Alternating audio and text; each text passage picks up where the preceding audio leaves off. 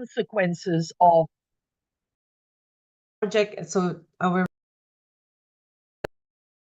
is harder than the helmet itself.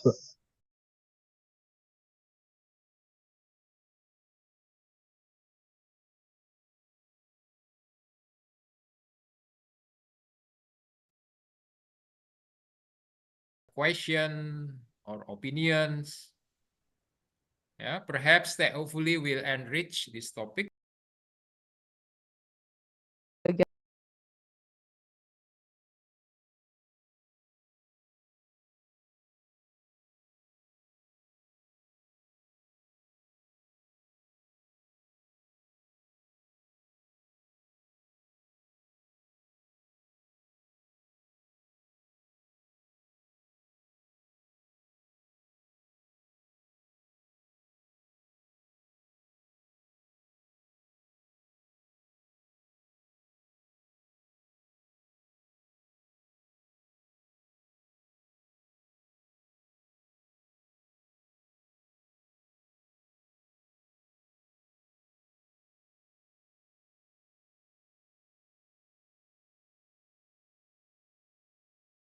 Recording in progress.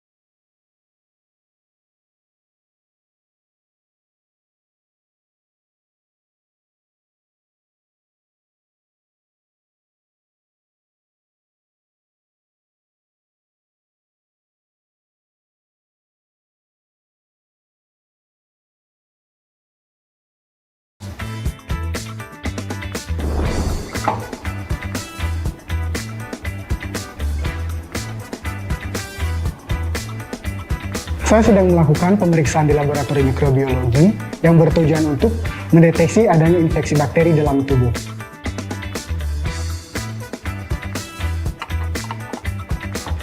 Setelah diisolasi, kemudian diinkubasi menggunakan alat inkubator selama 18-24 jam.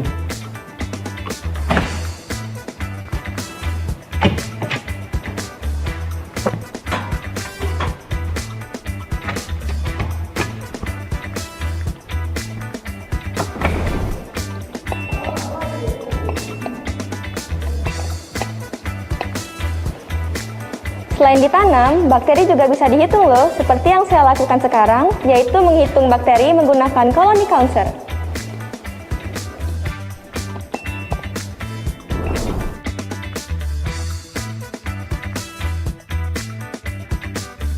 Saya sedang melakukan pemeriksaan identifikasi infeksi cacing pada saluran pencernaan di laboratorium parasitologi.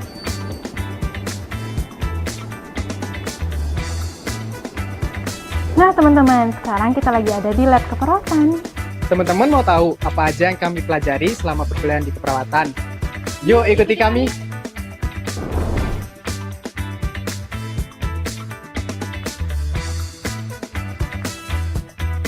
Saat ini saya sedang melakukan tindakan EKG, tujuan untuk mengukur aliran listrik pada otot jantung.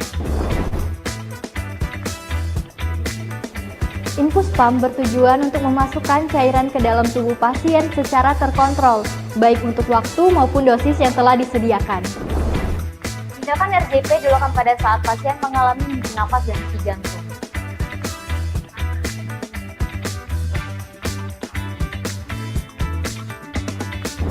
Oke teman-teman, sekarang kita sudah berada di prodi terakhir nih, yaitu prodi D3 Kebidanan. Mau tahu apa aja kegiatannya? Jangan bosan dan ikutin terus ya!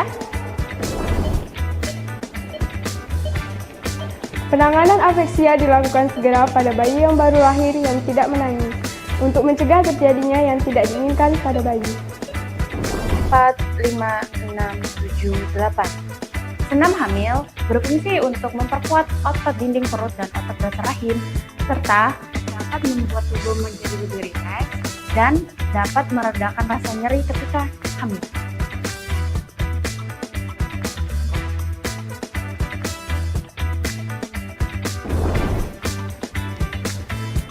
Salah satu pembelajaran di prodi kebidanan adalah tindakan pertolongan persalinan normal.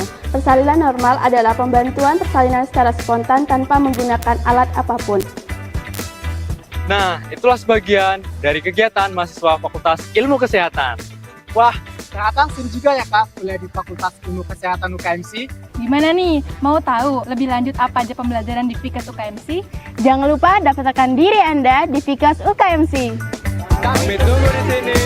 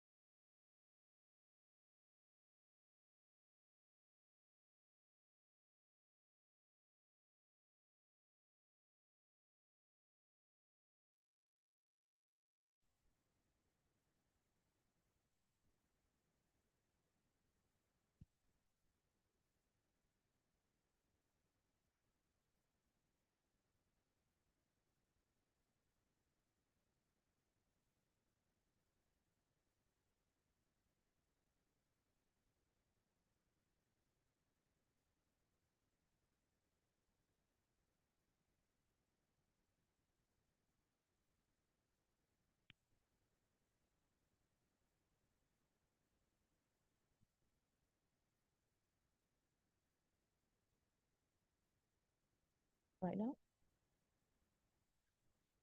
Check, check.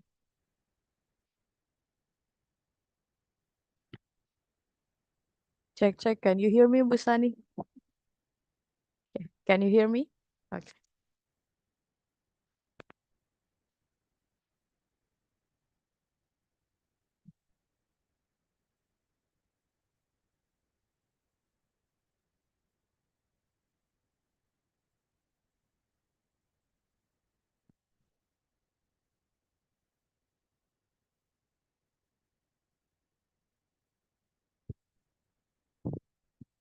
Good morning.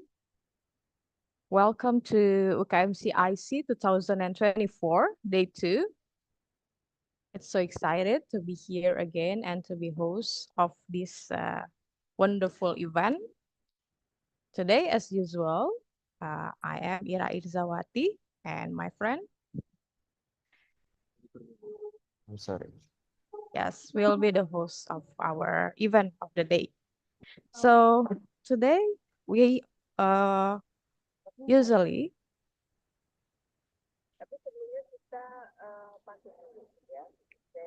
hello, check. Yes. Okay. So as usual, we have two more speakers. The first one is a professor, and also the second one is Mr. Jan Kochon. But before that, we will commence our wonderful event by praying. So we would like to invite Romo Petrus Murwanto MHum MAD to lead the prayer. Hello, Romo. Good morning. Hi, good morning, Ms. Ira. Okay, Romo. Yeah. Yes. Sisters and brothers, before we begin today's seminar, I would like to invite you to all to join me in a moment of prayer. Let's take this time to center ourselves and seek guidance for the insights and discussion ahead. In the name of the Father, and of the Son, and of the Holy Spirit. Amen. Heavenly Father, we come before you this morning with grateful hearts of the gift of life yesterday, and we pray for your continued guidance today. Grant us open hearts and minds to receive new knowledge and insights that will help us to serve others and build a better world. Bless all the speakers, participants, and organizers of this seminar. May your Holy Spirit lead us in the spirit of unity, love, and mutual respect. Help us to learn from one another and be enriched by the diversity of our backgrounds and experiences. We ask for your protection for this day. Keep us safe in mind, body, and spirit, and let this gathering bear fruit for the benefit of your people. We ask this through Christ our Lord. Amen. In the name of the Father, and of the Son, and the Holy Spirit. Amen. Thank you very much, Romo. You're welcome. Okay.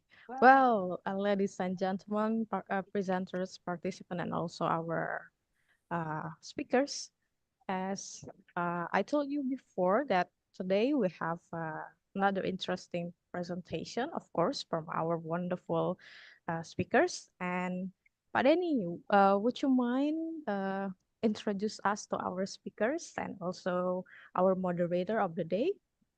Sure, Miss Ira. Yes. Good morning, ladies and gentlemen, all the researchers, speakers, presenters, and participants. In our second day, as our last day of conference, we have two more speakers. One keynote speakers, Professor Wei Song Wang. This session will be moderated by Romo Anselmus Inharjanto, MPhil.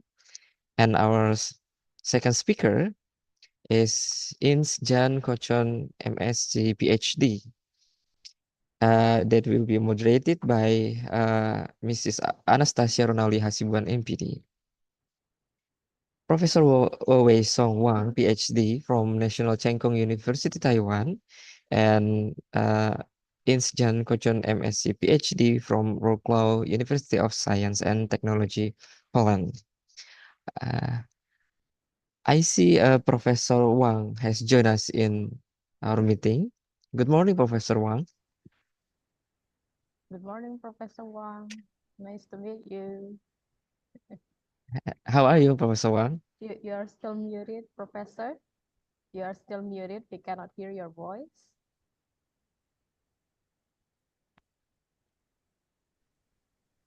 Good morning. Good morning, Professor. Morning. Is my voice clear enough right now? Yes, we can great. hear you clearly right now. Yes. Yeah. Thank you for Welcome to- inviting me for this wonderful event. The pleasure is us. Yes. Thank you, Professor. Okay. Okay. And I also see Romo Anselmus has joined us. Good morning, Romo. Hello, good morning. How are you, Romo? I'm great, thank you. How are you? And I'm fine too. Okay. Romo, the next sessions will be yours with Professor Wang. So we're glad to hand over to you our first plenary session. Okay, good morning, everyone, dear presenters and participants. Hello, Professor Wang. Good morning. Good morning. What time is it in Taiwan? Now it's 9 o'clock. Oh, 9 o'clock. 10 after 9 to be exact. Okay. Let us see the curriculum vitae of our presenter today. As introduced in the beginning by Master of Ceremony, that Professor Wei Song Wang is in the National Cheng Kung University. His expertise is in the e-commerce, information system, technology adoption, knowledge management, and system dynamics. Thank you for showing us the CV.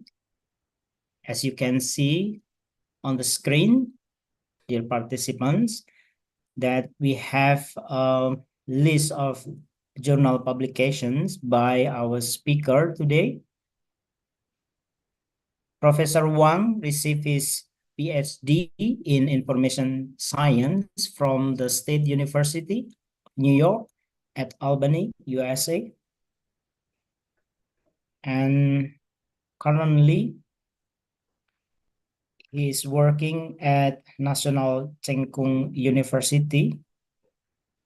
He's been there since 2006, according to this CV.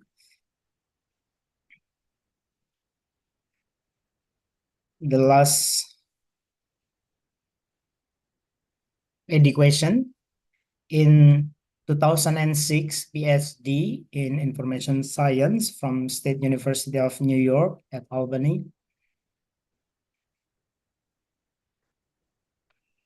As you can see, the education he received from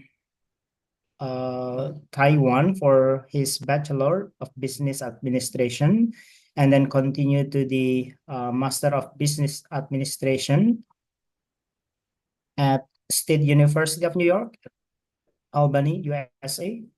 And lastly, the Information Science, also in the USA, in May 2006.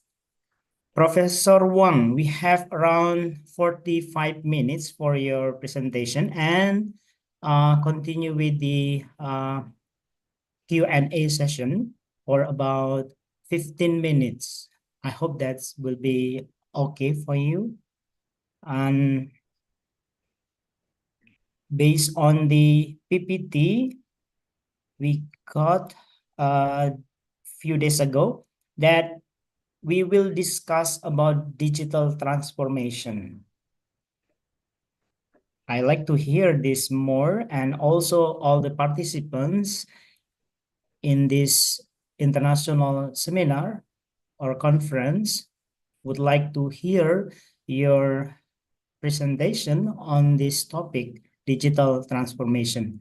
So please, now all participants, we welcome Professor Wang to present his research or ideas or insight so we can discuss about digital transformation more in this conference. Please feel free to put some question or topic of discussion in the chat box in this Zoom meeting, so we can respond after the presentation. Okay, Professor Wang, now please tell us or show us or present to us the topic that you would like to present. The time is yours, Professor Wang. Okay, thank you for the opening introduction, and good morning, everyone. My name is Wei-Chong Wang. I'm from the Department of Industrial and Information Management, National Cheng Kung University in the city of Tainan, Taiwan.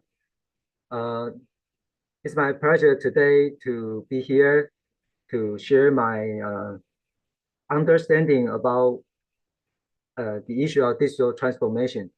And thank you for being here with me.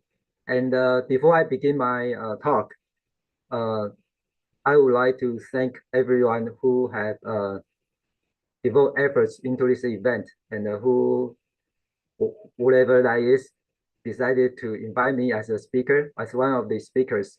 And I cannot speak very perfect English, so if you sometimes you cannot understand what I'm talking about, please feel free to interrupt me. And sometimes my voice would get lower during this process. It happens quite a lot to me. So if it happens again, please feel free to remind me. And if you don't have any specific questions so far, I can begin my talk.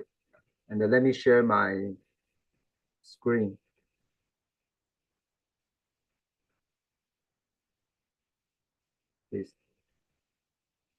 Please bear with me. I don't use Zoom quite often.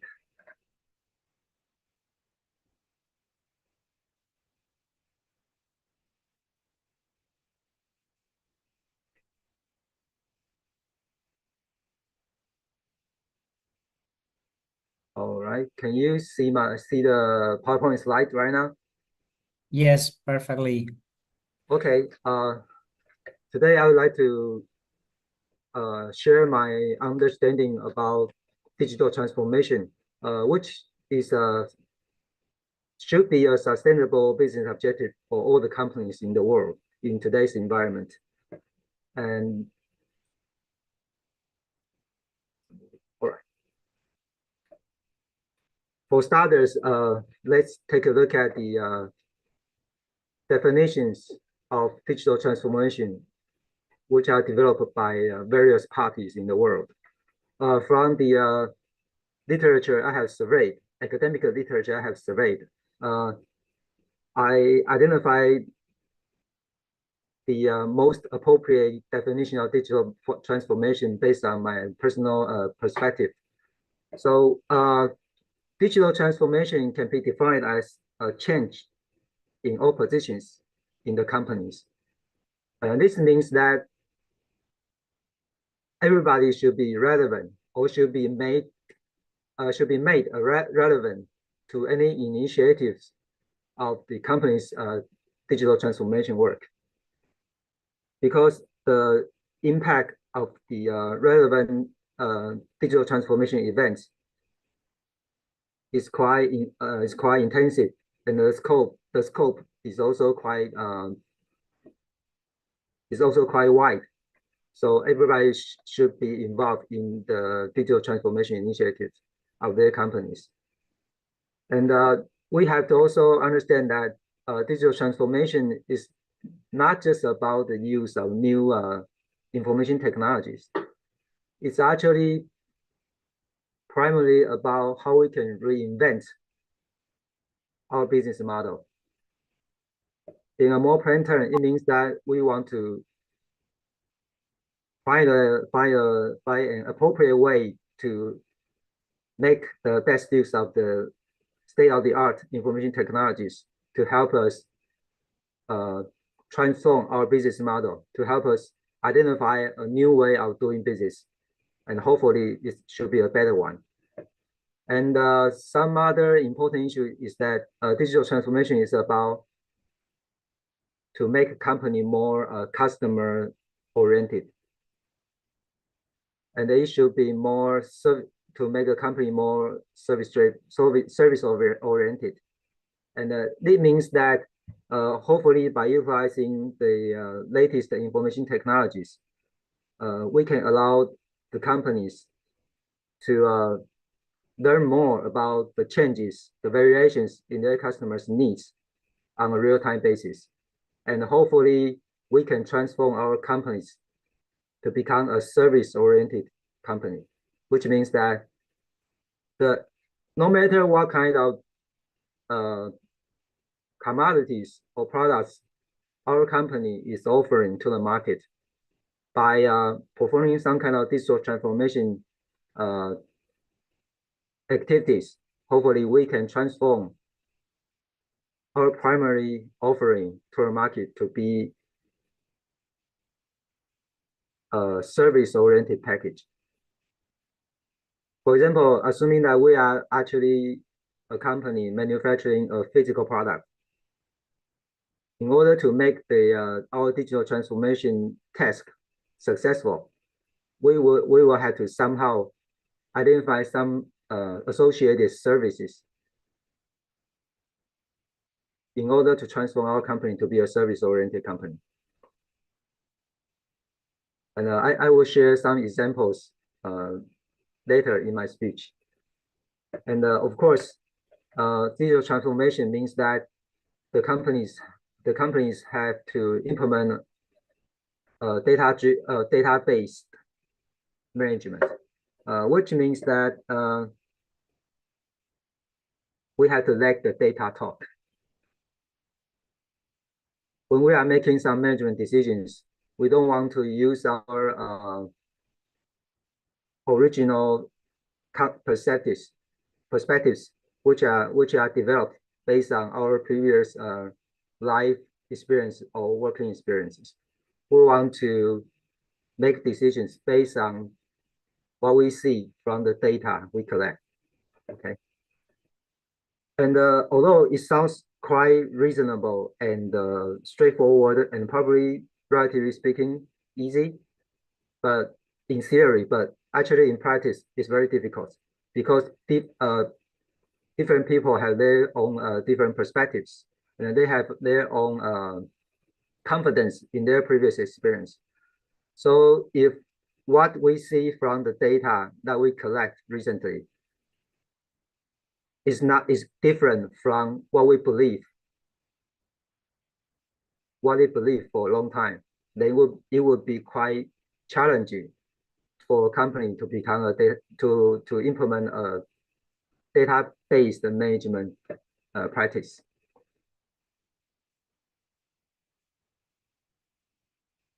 So to conclude, actually, we need to, in the era of digital transformation, we need to know that right now the most important, most critical resource is data. So to begin to make our digital transformation efforts successful, we have to think about what kind of data do we need? What kind of data we can collect, but we haven't collected? Then how we can utilize those data?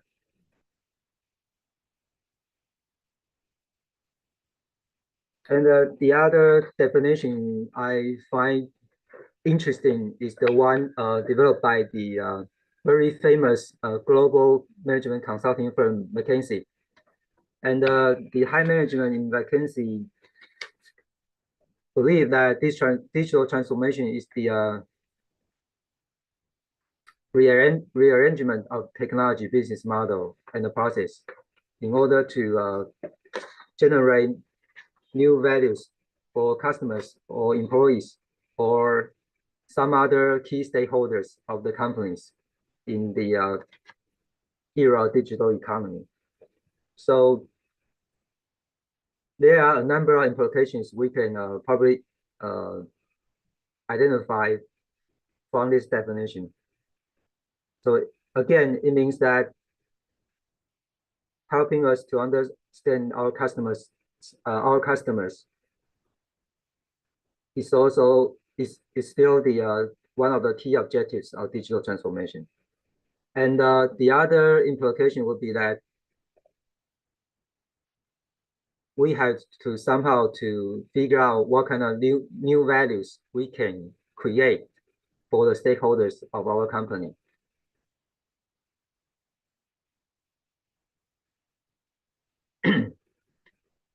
And this kind of values, let me rephrase that, how we can utilize information technologies appropriately in order to help us create new values for our key stakeholders in different areas. The most constantly discussed area for creating new value would include how we can co-design our products or services with our key stakeholders. For example, our business partners, our customers, and also how we can identify a new and more effective way to perform our product production processes, product delivery processes. And to me, the most interesting part here is that although it didn't specify it in this definition, but behind this definition, it also kind of gives us a reminder that in order to create new value, are there any associated services we can develop for our key stakeholders? Okay, the reason is that for a physical product, it's quite easy for our customers, for example, to evaluate the cost of offering this product. But for services, it would be much more difficult for our customers to figure out the cost of offering these services. Then that will give the company some kind of advantages in the market in terms of maybe promoting the product or services or pricing the product or services. So basically, we still need to think about digital transformation from a service-oriented perspective.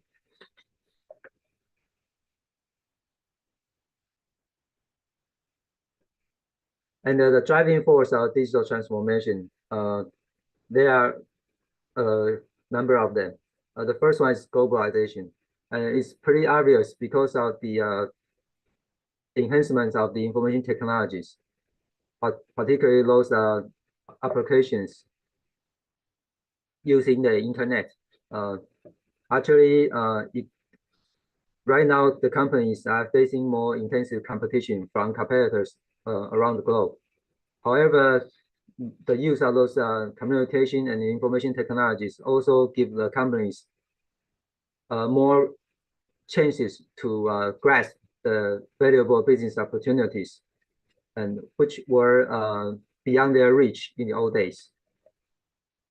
And the second, however, they also creates a challenge, which is that there's an increase in the necessity of the companies to understand their customer needs on a real-time basis. The second driving force will be innovativeness enabled by technologies. For the small and medium enterprises in particular, because of the improvement, the enhancement in the information technologies, actually we are witnessing a phenomenon, a new phenomenon, which is the democratization of IT.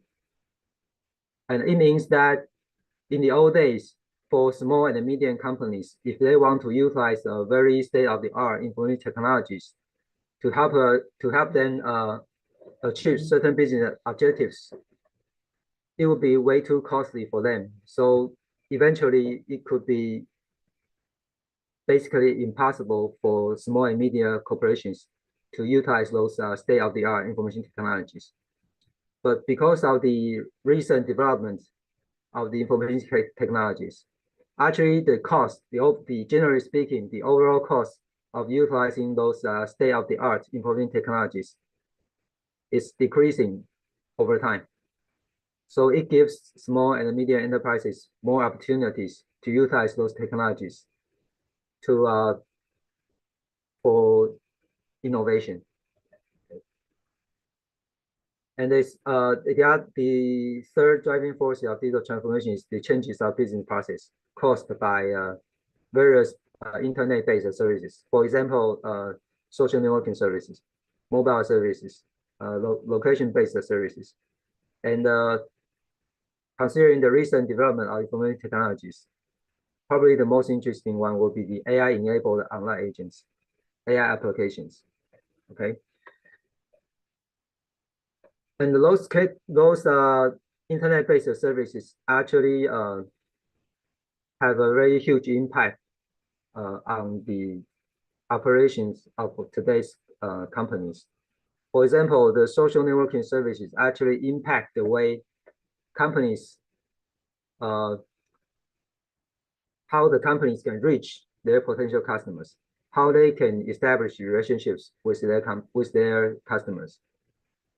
And the approach they need to use, considering the popularity of the social networking services, would be quite different compared to the strategies they could use before the birth of those social networking services. So companies need to consider carefully about the popularity of those internet-based services on their logical way of thinking for determining what kind of the business strategies they could implement in order to continue to make their business successful.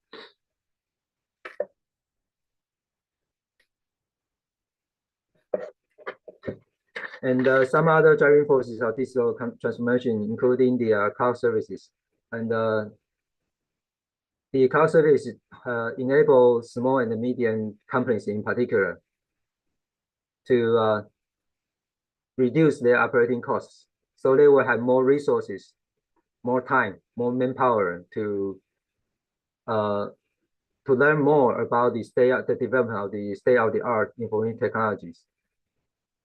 And also because we are still working on the activities of Industry 4.0, and this also becomes a driving force of digital transformation, because Industry 4.0 is about how we can make our product design and the product production process more smarter, right? So in order to achieve that, that means you need to utilize various state-of-the-art information technologies to collect the data from every aspect of your product development and the product manufacturing processes. And the Internet of Things is also a very worth noting development of today's information technologies, because of the development of the IoT technologies. We can collect the data which could be beyond our reach in the old days. And the other driving force will be the sharing economy. I assume that everybody know what the sharing economy is. You pay for what you use. That's it. The most classic example would be the Uber taxi service. Okay, and some interesting example would be, for example, I came across an online platform. Their primary business is to serve as the mediator for clothes owners and people who need special outfits for some special events. So their primary business is to help people to rent the suits, for example, tuxedos they need when they need to participate in certain type of specialized event. Because it's not so cost effective for people who need to participate in those events to buy new outfits just for that event, because maybe they attend this kind of event only once a year, or even for me it's once every decade. So it may not be so cost effective. So I don't want to purchase it. However, using this shared economy services offered by this platform, I can just rent those clothes and use it for one time, then that's it. So it's a quite promising idea for generating new business models in the era of digital transformation. And the last one would be the tremendous improvement in the technologies for analyzing big data and to develop artificial intelligence applications during the last decade.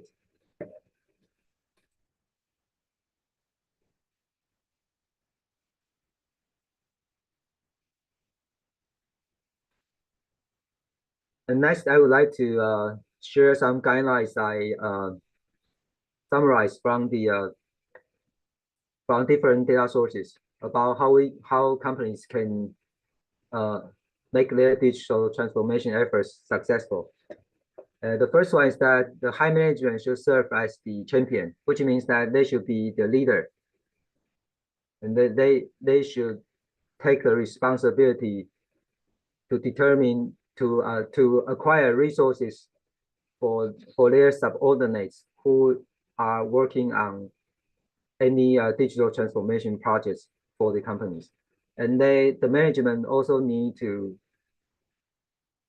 in charge of assigning the responsibilities of digital transformation to the appropriate subordinates.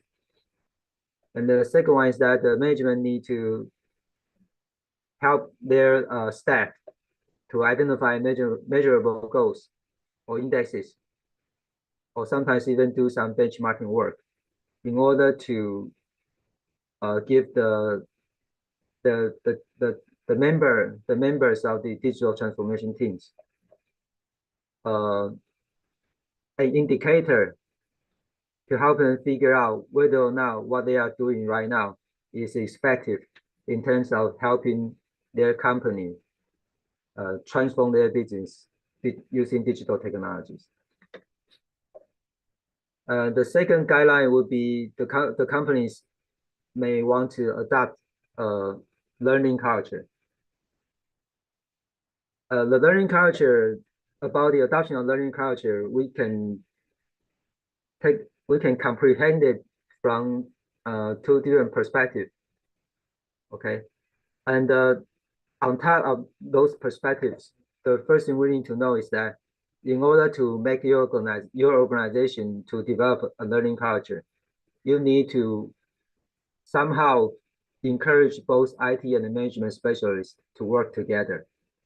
And this is not something new, but this has always been a challenge for companies over the years, because IT people and the managing people, they just have different expertise. Sometimes they will have very different perspectives in terms of using technologies, or in terms of revising inappropriate business processes. So it's always a challenge. However, I think a learning culture somehow can help us to make this issue less challenging. in order to develop a learning culture for your company, the first thing we need to do is that we have to establish a concept in the mind of all the company's employees that we should learn from data.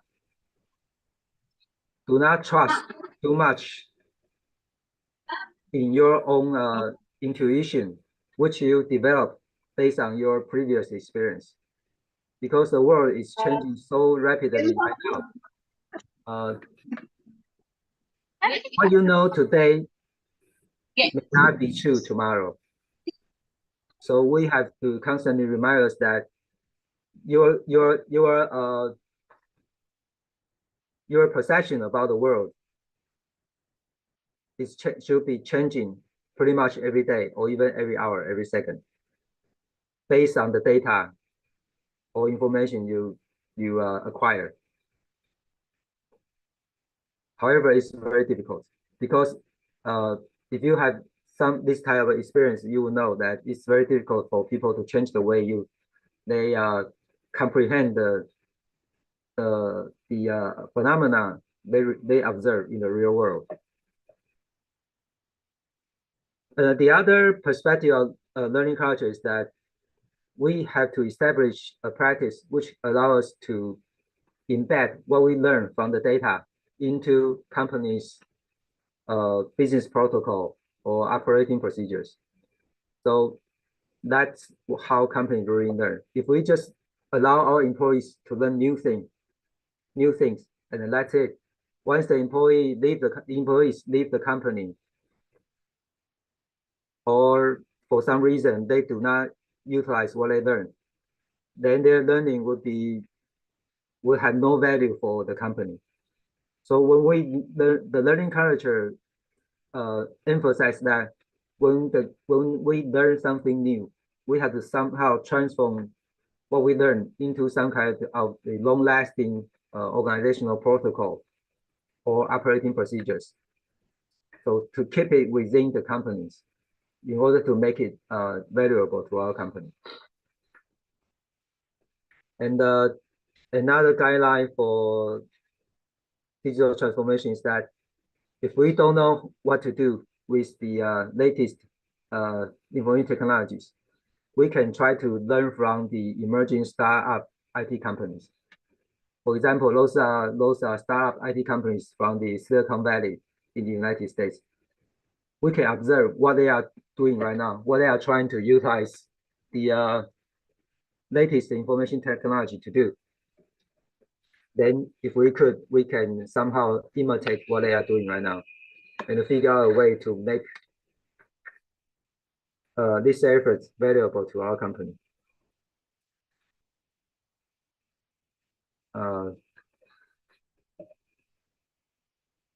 The next guideline is probably the most critical one. Actually, it means that the company need to have their own strategic planning for their digital transformation initiative.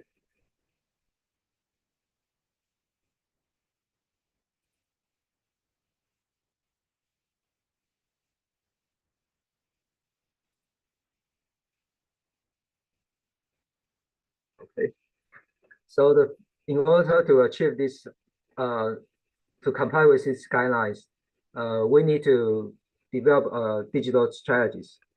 And if I have time, hopefully, I will introduce more about what digital strategies is. And we also need to analyze our business model, and figure out what's the current business model. Then try to figure out what would be the future business model with the future digital business model we desire. And we also need to examine our customer needs. And we also need to somehow identify a way to develop the corporate competence.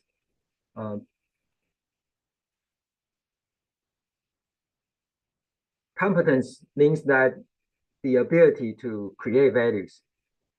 Okay, company's ability to create values for certain parties, for example, the key stakeholders. In the old days, people would like to talk about, when people talk about the success of a company, people would like to talk about this issue from a resource-based perspective. And which means that people believe if a company can have access to critical resource, those companies are more likely to be successful compared to their competitors. However, the perspective of competence development extends this resource-based perspective further by saying that having critical resources is not enough today. For example, in today's environment, the most critical resource is probably data. But having critical data does not guarantee that your company can create unique values to certain stakeholders. You need to figure out how you can utilize those data to develop some abilities, some core competence. So it's actually the competence means how you can utilize critical resource to develop certain unique abilities which allow your company to do something great for someone.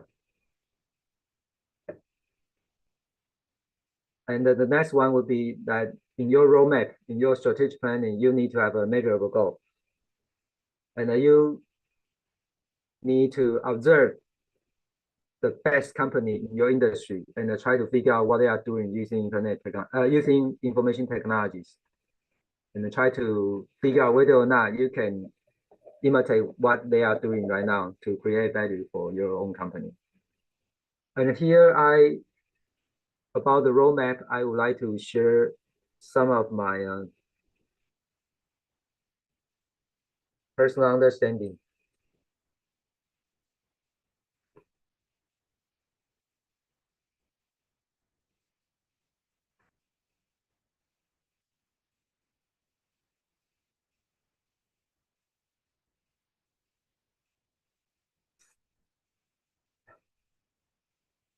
I'm sorry, can someone tell me what's on the screen right now? It's like a whiteboard. A canvas, right? Okay, great. That's what I'm trying to do. Oh, let me erase that.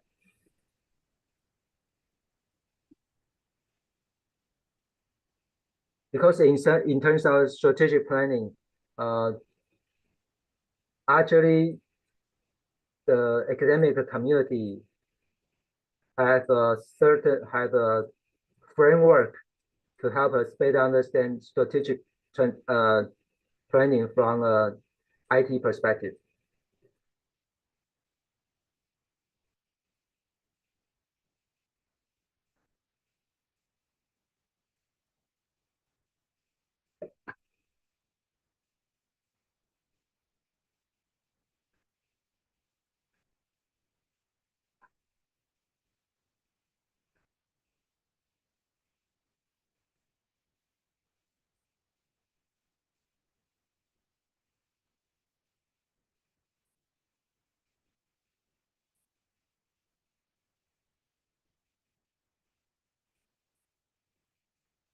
I'm sorry, I couldn't figure out a better way to do this. Please bear with me. So when we are trying to develop the digital strategies for our company, we can probably utilize this framework. What this framework says is that we have our business strategy, and considering today's topic of the business strategy could be for digital transformation. It's a digital strategy. So when you determine your digital strategy, you can figure out how you are going to manage information. So you can develop your own IM strategy. Information management strategy. Then once you know how you are going to manage your information, your data, manage including create, collect, delete, retrieve. and revise. You can figure out what kind of information systems you might want to have in your company. And correspondingly, when you have your digital strategy ready, you will know what kind of the management method, primary management task you need to perform, and how your information system can help you manage the critical information and the data you need to help you perform those, to help you implement those management methods. And because once you determine what methods you are going to use, you can figure out how you can design your business processes. And again, once you know what kind of information system you need to have inside your company, you will know what kind of information technologies you need to use in order to design this information system. And those IT technologies could also help you perform the detailed business process more effectively. So I hope this framework makes sense to everybody here. So basically what it says is that you need to figure out what you want to do first. Then you can figure out what kind of data you need, how those data should be managed. Once this is done, you can move downwards to figure out what kind of business practice you want to perform. What would be the associated detailed processes? And once you figure out what kind of information you need to manage, you can figure out what kind of information system you need to have. And in order to make the functions of the information, of the desired information system available to you, what kind of information technologies you might want to use. So they have some kind of sophisticated interrelationships. So when you are developing your digital strategies, if you could, you may refer to this framework I just introduced.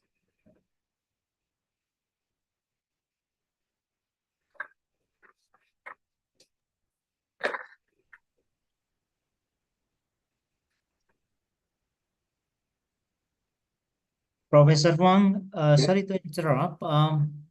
We still have another 5 minutes to listen to your presentation. Is that okay? Sure. Yeah. I wasn't planning to complete all my slides because I know it will take longer than 45 minutes.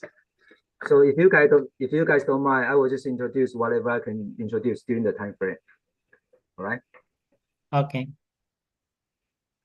Let me switch to another screen. Right now, I think you can see the slide again, right? Yes. It's still the whiteboard. The whiteboard. Okay. Okay.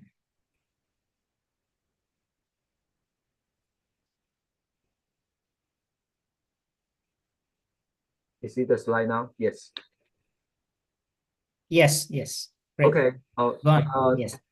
So some other guidelines, including that you can create a supportive environment in your company. For example, you can offer your staff sufficient communication tools and proper trainings using information technology. And the most important of all, you might want to flatten your organizational structure to make real-time communication possible in order to create a real-time communication culture. Everybody can talk to anyone. Low-level employee can talk to the CEO directly if the occasion calls for it. That's what we mean. And we should try to collaborate with external agents. Those external agents could be the management consulting firms you seek for help from, could be your business partners. And the fundamental objective of doing that is to develop our own digital value network. So in the future, we can utilize other people's expertise, other people's access to critical data. So we can get benefits from doing those things. And we can also look for government, the support of government agencies I don't know about the situation in Indonesia or in some other countries, but in Taiwan, actually, in 2019, our government has already legislated a special act for financially supporting small and medium enterprises to conduct a digital transformation project. And I don't know the exact amount, but basically for financial support like this, usually it would the minimum financial support a company could get would probably around 30,000 United States dollars, US dollars. So that's the way our government agencies encourage our companies to pursue digital transformation objectives. Maybe in Indonesia, you have some similar resources you can require. Just try to keep track of those pieces of information. And the last one would be the continuous governance. So it means that we should have if possible, have clear objectives of digital transformation and identify the associated measurable performance indicators to constantly help us figure out whether or not we are on the right track. So in general, the digital transformation is about the very sophisticated interactions among all those elements on this slide. Leadership, product, service development, customer needs, people, your partners, technologies, governance, and the corporate structure. And in the middle of it, you need to do some kind of strategic planning. Okay. Is my time up? Yes, I think we can continue with the discussion because sure. You can see in the chat room there are several questions or comments, and I think they are interested in the idea of the digital transformation in relation to business. For example, can I read the comment, Prof? So you can see sure. Also the questions and think of the answer of it. For example, a question by Katarina Clara, Ibu Clara, the digital information in relation to the company's competitiveness. For example, in the implementation of digital transformation among SME. I guess this is a small and medium-sized enterprises, or in Indonesia, we call it familiar with the UMKM, that face resource constraints. And she asked your advice. Would you give to SMEs to improve their competitive advantage, especially concerning digital transformation? My recommendation for the SMEs? Yes. Okay. Generally speaking, I think the SMEs, they should have a very big dream about digital transformation because it's really important. However, don't be too ambitious in the beginning because based on my experiences interacting with the SMEs in Taiwan, they are quite ambitious. But however, behind that ambition, they don't know exactly where to begin. So that's the question. That's the problem. So for SME, I think if the SMEs want to initiate some digital transformation projects, they need to identify their current difficulties of running business, then try to identify the most critical one. then try to figure out how this critical issue can be resolved somehow by using some kind of information technologies. If you may, I can offer you an example. Actually, I'm working with a company on some digital transformation projects. And one of the projects is about their R&D development. And the problem they are facing right now is that because of the rapidly changing in customers' needs, their time frame for developing a new product for their company, for their client companies, is much longer than before, and that costs them quite a lot because their clients are not satisfied with the prolonged R&D development schedule. And the other thing is that they spend unnecessary manpower and time to communicating with their client companies regarding the design of the products. So they want to make this problem go away. So right now we are working on a project by using the AI applications and some machine learning techniques to help them to use the data they have about the R&D processes, about their previous R&D processes with their client companies. So in the future, if, for example, client A wants them to design a particular product, they can utilize the previous R&D development projects with this particular client to automatically use the information system to automatically generate the original specification of the product, and to generate the initial version of the bill of materials for the product based on their previous experience working with this particular client. And ideally, the initial output of this activity could save their R&D staff a considerable amount of time interacting with their clients, because based on the previous experience, this initial output is developed based on their previous experience with this particular client. So supposedly,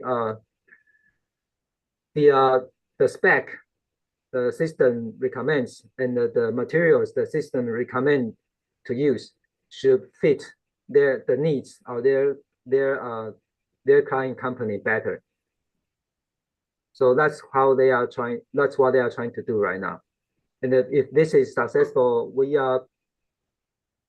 anticipate that we can reduce their R&D schedule by maybe 50% in average. Hopefully, this example would be helpful for you guys. Thank you. Okay, brilliant, Professor Wang. Thank you. I will read the first comment. I think we missed the first comment from Johannes Heri Pranoto, Pak Heri. He would like to ask, this is only comment in education context in relation to the digital technologies. Usually, the teacher use the term to refer to any digital technologies integrated into teaching, learning, and administrative processes. What is your comment, Prof, in relation to education? How I would train my students to be digital transformation experts? Is that what the question is? Education. Yeah. Usually, actually, I tell them a number of things quite constantly. The first one is that you must have an objective, a viable, significant business objective. Otherwise, you cannot figure out anything. That's the first one. The second one is that data. If you are running a company, you have to figure out what kind of data we are collecting right now, and what kind of data we can collect, but we haven't collected yet, and why. Basically, we want to collect as many data as possible, even though that they appears to be of no value at the moment. Okay, and the other thing I would teach them would be try not to think about selling your products or services.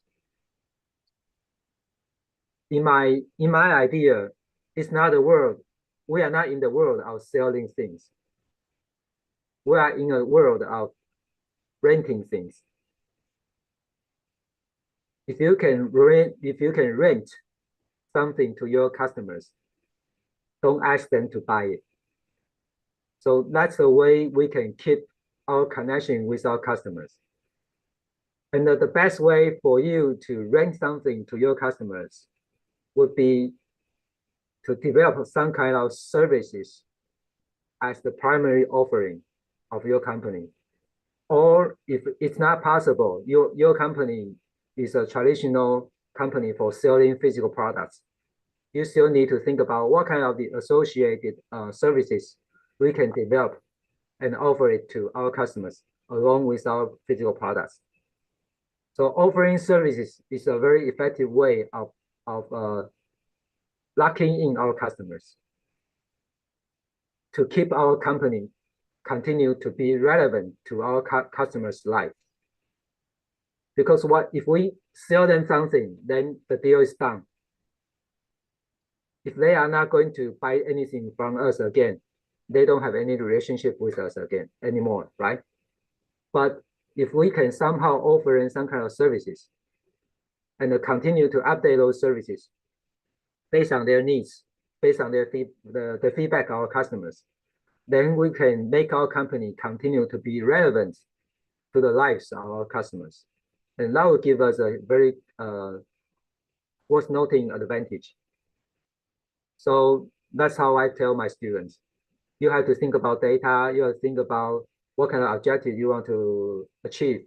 You have to think about, don't think about selling things to people. You should think about renting things to people. If you can rent it, don't sell it.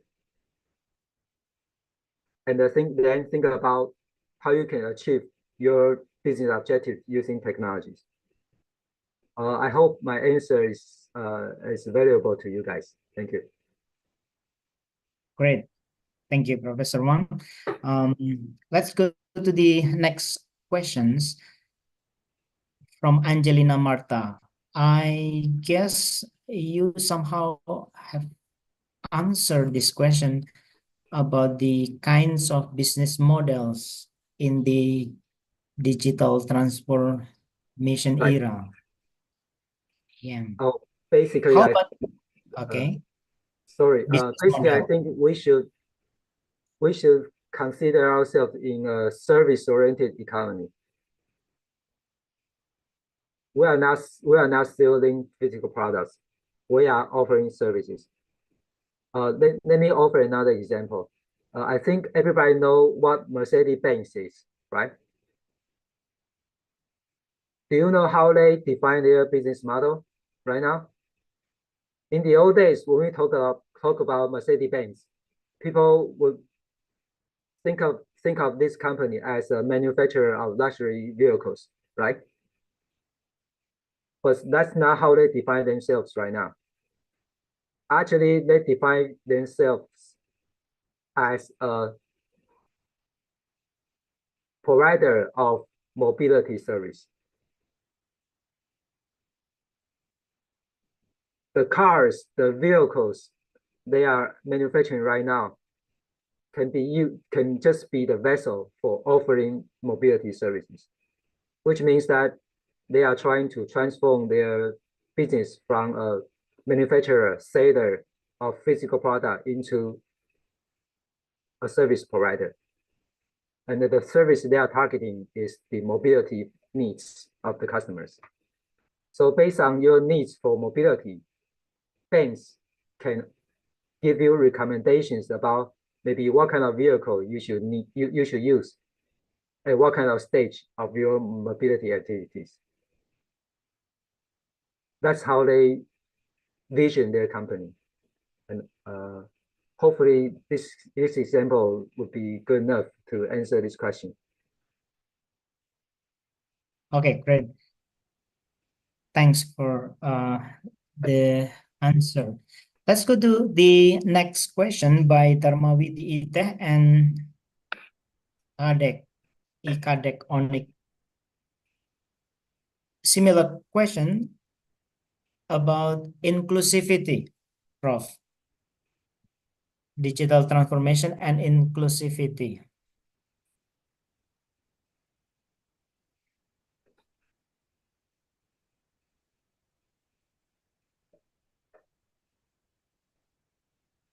Is that clear for you?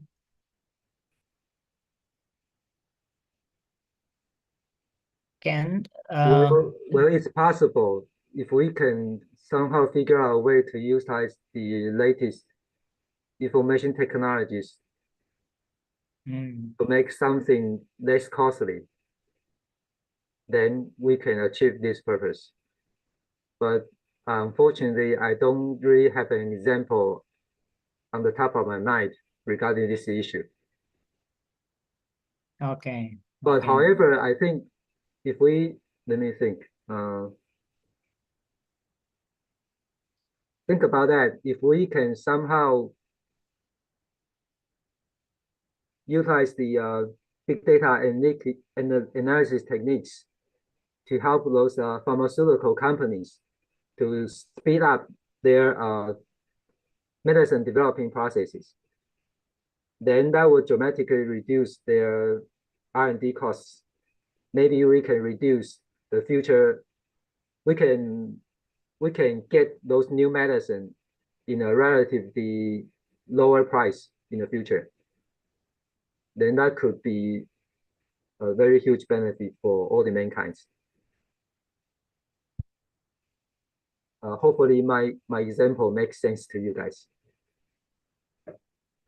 Okay. I would like to make sure that did you answer the last question about the reducing cost of production in relation to digital technology? The implementation of information technology could increase the cost of production.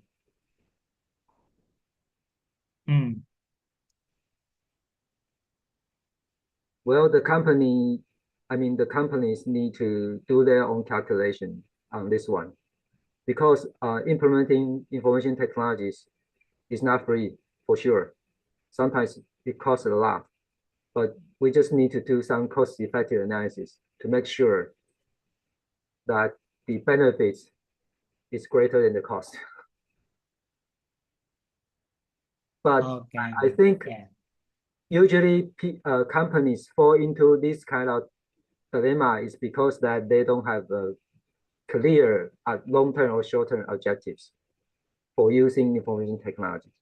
That's why.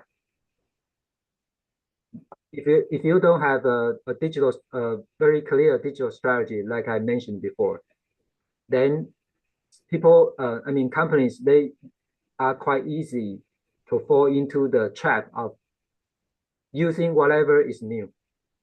However, the new things, the new information technologies may not be applicable to their situations. Then they will probably realize that it's not a good idea. It costs too much, but we cannot get sufficient benefit from it. So that's what I think. Based on my experiences working with the companies, they have this kind of situation usually because they don't know what they are doing. They don't know very clear about what kind of the objectives they want to achieve by using certain type of information technologies. They just use it because their competitors are using it. And that's not a very good way to organize their digital transformation efforts. And hopefully I have answered this question properly. Okay. Thank you so much, Professor Wang. And we got a lot of things today, and unfortunately, we come to the end of our session today because the schedule for today's seminar is so tight. Now it's 9:14. So let's go back to the Master of Ceremony, Pak Denny or Miss Ira. Okay, thank Once you. again, thank you, Prof. Thank you. Thank you for having me here. I wish you guys all the best. Thank you. Yeah. Thank you, Professor I hope Wang. you can stay, okay, for a while. Okay, thank you, Professor Wang, and also thank you, Romo Anselmus.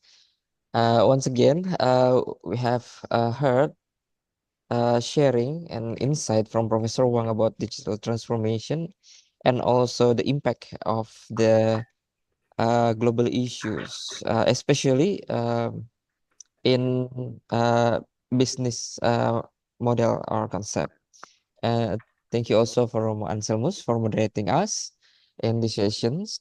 Ladies and gentlemen, all the researchers, participants, and also presenters, we are going forward to the parallel sessions with and before that, Professor Wang and Romo Anselmus, we would like to Romo Anselmus to help us to hand over the certificate virtually to Professor Wang as our gratitude for joining us and sharing your knowledge and research project today. Professor Anselmus, it's your time. Okay, thank you, Pak Denny. Here is your certificate of appreciation, Professor Wang. Thank you so much for the sharing and becoming our keynote speaker in the UKMC International Conference. I hope someday you can go to Palembang to visit us. Oh, that would be great. Thank you.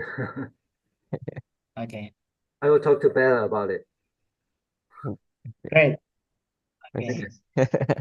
Thank you, Romo Anselmus and also Professor Wang. We hope we're going to meet again soon in another occasion, another conference. Sure. Yeah. Thank you. I guess, Professor, keep healthy and see you again, Professor. See you. Yeah, thank you very much. Thank you. And as I said before, ladies and gentlemen, we going to parallel sessions. So all the presenters and also participants could join us in breakout rooms. There are two rooms, room 1 and room 2. All the presenters could join the room 2 and room 1 according to program book that committee shared yesterday. And also in for the participants, you can join in room 1 and room 2 according to your field and also your interesting. We going to help assign you all to the room.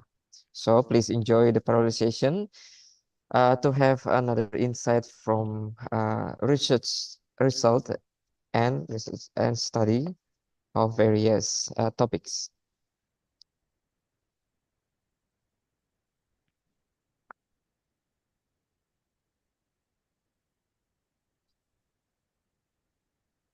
And also, I have another information. After polarization 3, we going to break time. So if any room has finished all the presenters and discussion, you can take a break. So you don't have to join the main room. And we're gonna meet again in our main room in 1:00 p.m.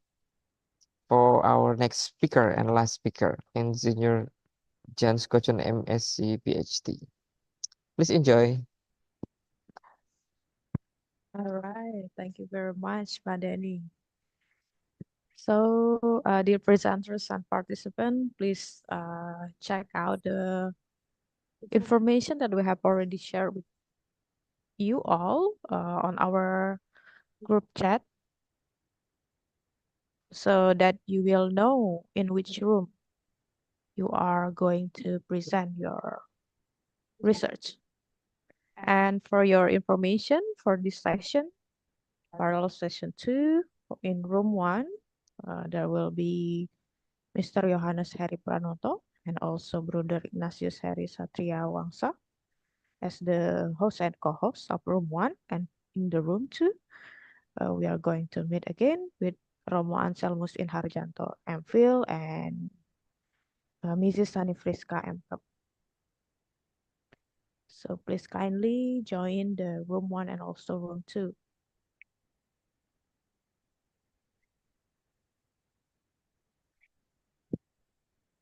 You can do it.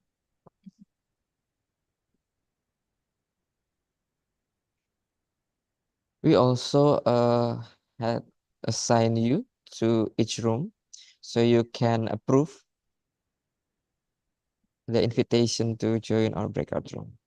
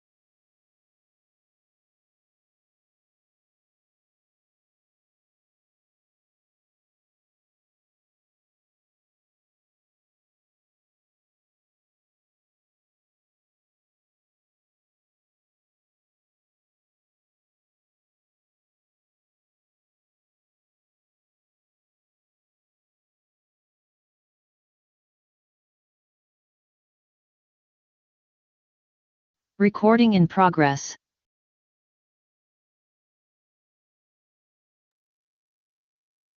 Oh, Sister. Oke. Oh, okay. Boleh tuh, Nek.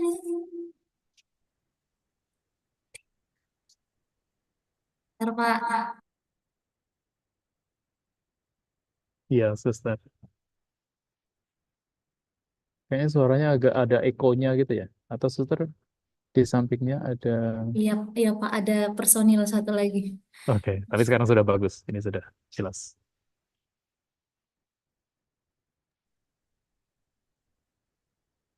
Oh, sampingnya ada Pak Denny ya, Sister ya? Bukan, bukan Pak. Anu, mahasiswa. Ya, Pak Denny di sini jaga sama Bu Sani jadi aman. Okay, thank you everyone. My name is Dahlia Dominica. I will share about the research entitled The Effect of Aerobic Exercise on Random Plasma Glucose Levels in Palembang Fitness Center. Phenomena and previous studies, plasma glucose level fluctuating along day, especially in most of diabetic patients, plasma glucose become uncontrolled that can lead more health problems. There is significant correlation aerobic exercise and plasma glucose level. My lower plasma glucose level about 48 after aerobic exercise.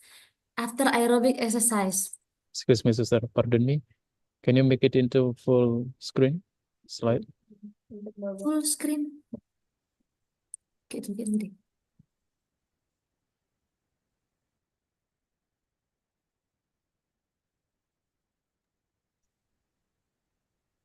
That's it.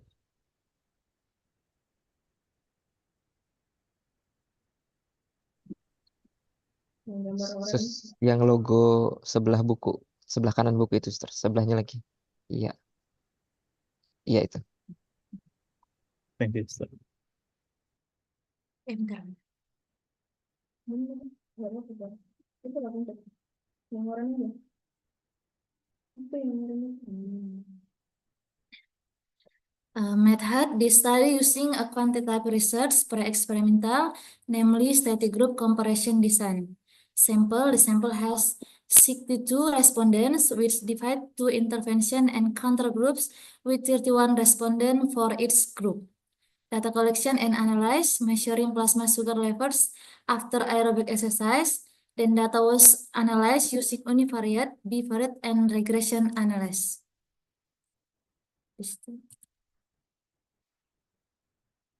Ada ini.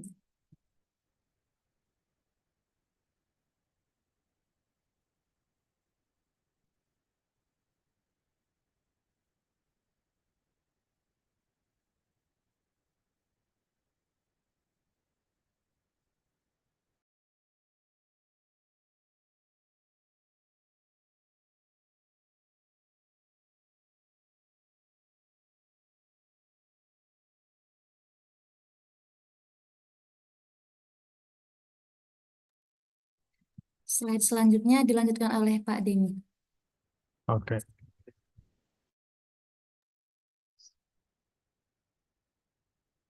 Okay, our research project findings that most of intervention groups has pre-diabetic, and in the control group has normal plasma glucose level.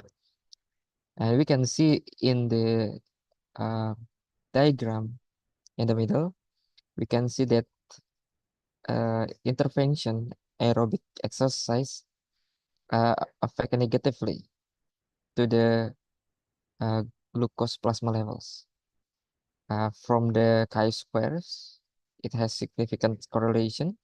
And also from logistic regression, we also has minus 1.71 as the regression coefficient and 3.7% as the effect contribution. The aerobic exercise can lowering plasma blood glucose. So it can implemented too, not only in diabetic patients, but also in healthy patients.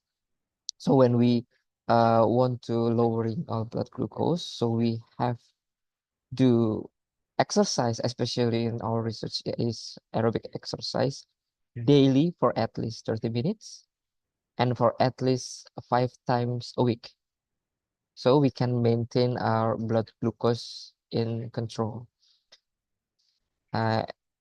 With controlled blood glucose, we can also prevent from any complication from diabetes, and we can keep our pancreas healthy. Pancreas is one of the endocrine gland that produce insulin. Jadi when we eat something or drink something sweet, the insulin stimulated to produce. The function of insulin is to open the gate in the cell membrane so the glucose molecules can enter the cells and used by the cells to metabolism. So the problems in diabetes patient is when the cell membrane gates not sensitive again with the insulin stimulation. So the plasma glucose levels still increase because there's none or very little glucose molecule can enter the cells.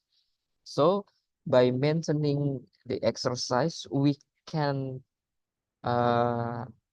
exercise also the membrane cells so they can be sensitive again with the insulin stimulation. So the gate will open and the blood glucose molecule can enter to the cell. So the blood glucose level can be lower. That the effect of aerobic exercise due to the plasma glucose level. Please next slide, sister.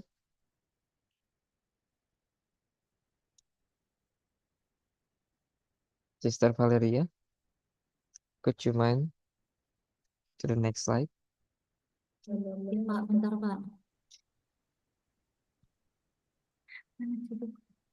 Ini.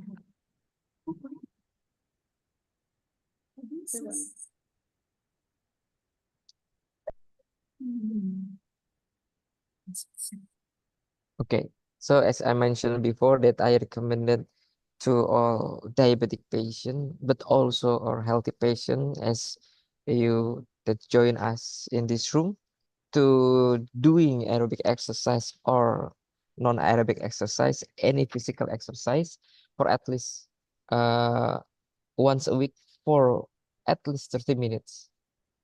You can do it in anywhere. You can do it without any exercise equipment. Just exercise your muscles, especially in your extremity and your abdomen. So we can practice our cell membrane to become more sensitive to the insulin stimulation. Maybe that's our project that we can share. Thank you for your attention, and I giving back to you, Suheri. Okay, but Denny. Sister Valerie, do you want to have also final statement? Silakan, Sister, kata penutup. Bukan kata terakhir ya, Sister.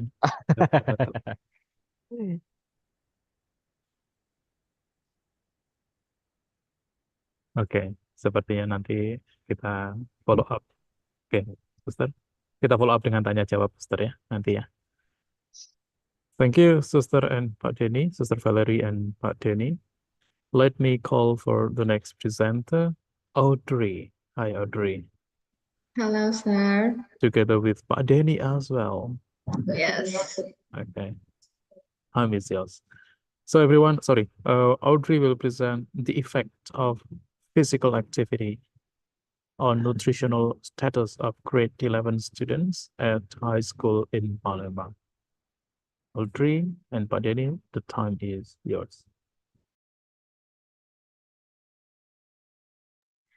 Okay, thank you.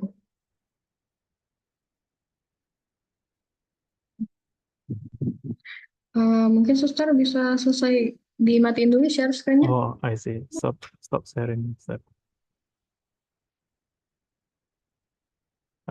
Dari Zoom-nya, Ustaz. Stop sharing.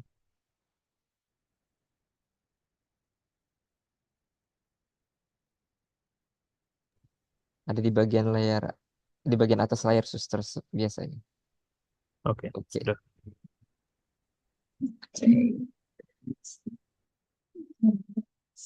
Okay, thank you. Good afternoon. Thank you for this time. I'm so glad to join this event. I'm Rafaeli Audrey. I'm from Nursing Science Study Program at Health Science Faculty of Musicertos Catholic University. Now I'm with my lecturer, Nurse Deni Kurniawan.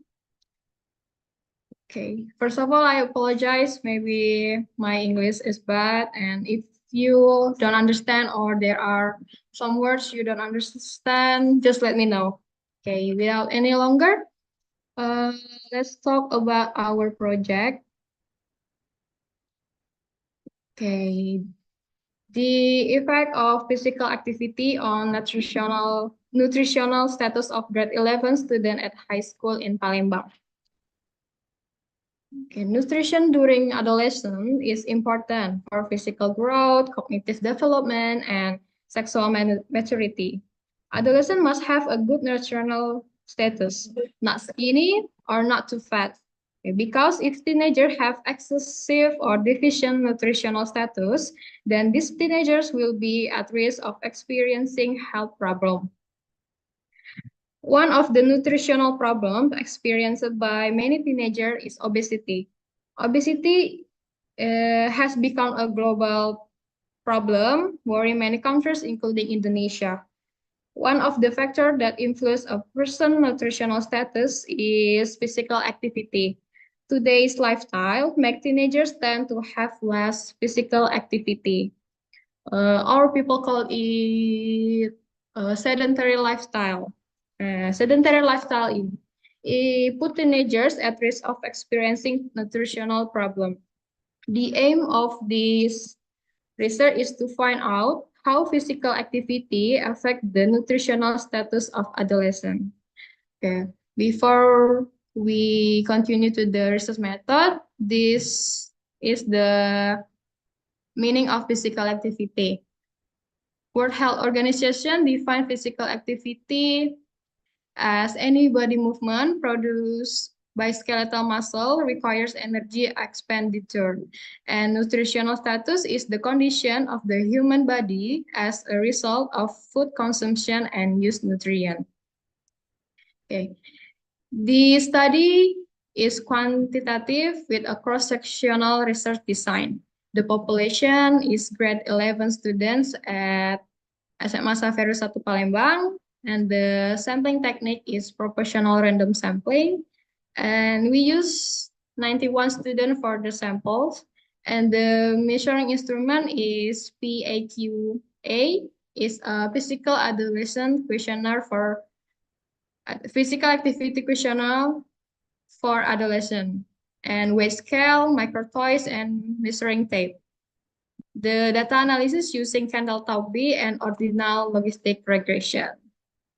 Okay, the next for the result is continued by Pak Denny.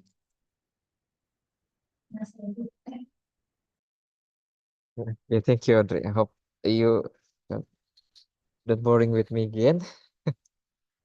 Okay, our results in this project is most of our respondent has low physical activity, as you can see in our first Venn diagram in the left, and then the second diagram show us about the lila, the upper arm circumference that most often included in the obesity category. And this third diagram is about BMI, body mass index per age. We can see that most of our respondent has normal BMI per age. This is interesting that based on BMI, most of them are normal, but in the upper arm circumference, most of them are obesity. So we can conclude that BMI now not becoming the only way to measure if one person has obesity or not.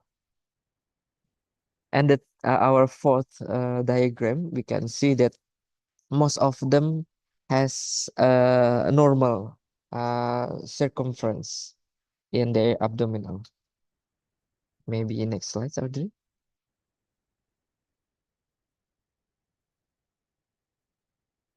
Maybe next slide. Okay, our analysis find that the physical activity significantly affect the BMI per age. We can see it has positive.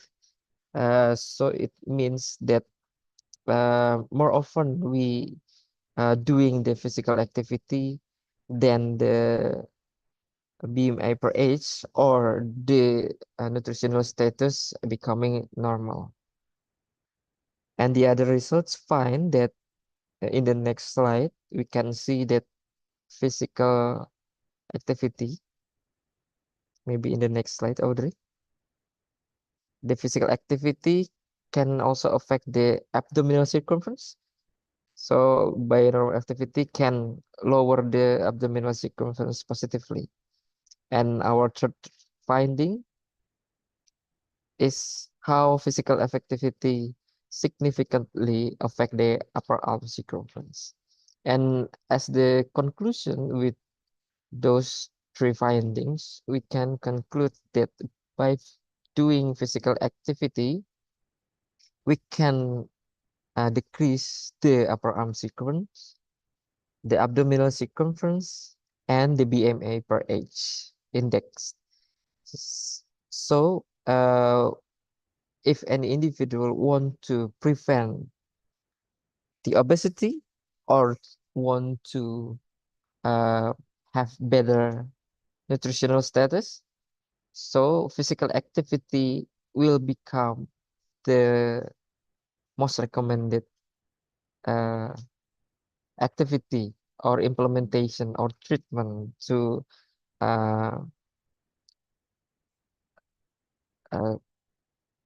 treat the obesity or lowering the lipid index.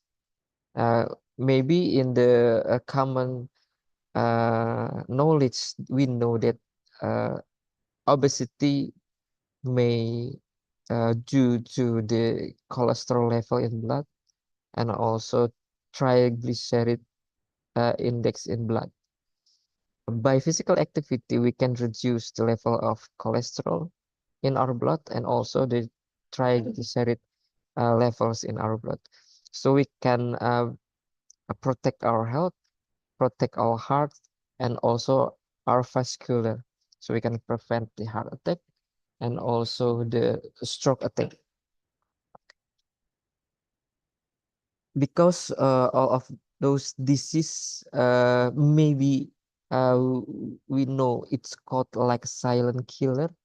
Hypertension, heart attack, stroke attack is called as a silent killer diseases. So by physical activity and also like the previous presenter, like an aerobic exercise, also becoming one of the recommendation that can increasing and maintenance our health. Maybe that's the conclusion and also the recommendation for our project. So I giving back to you, Pak Heri. Okay, thank you very much, Pak Denny, and also Audrey. Right, Bapak Ibu, teman-teman, we are coming to the end of the sessions. But before we end up, I think that we still have a time to discussions. In the chat room, I already can find, we can find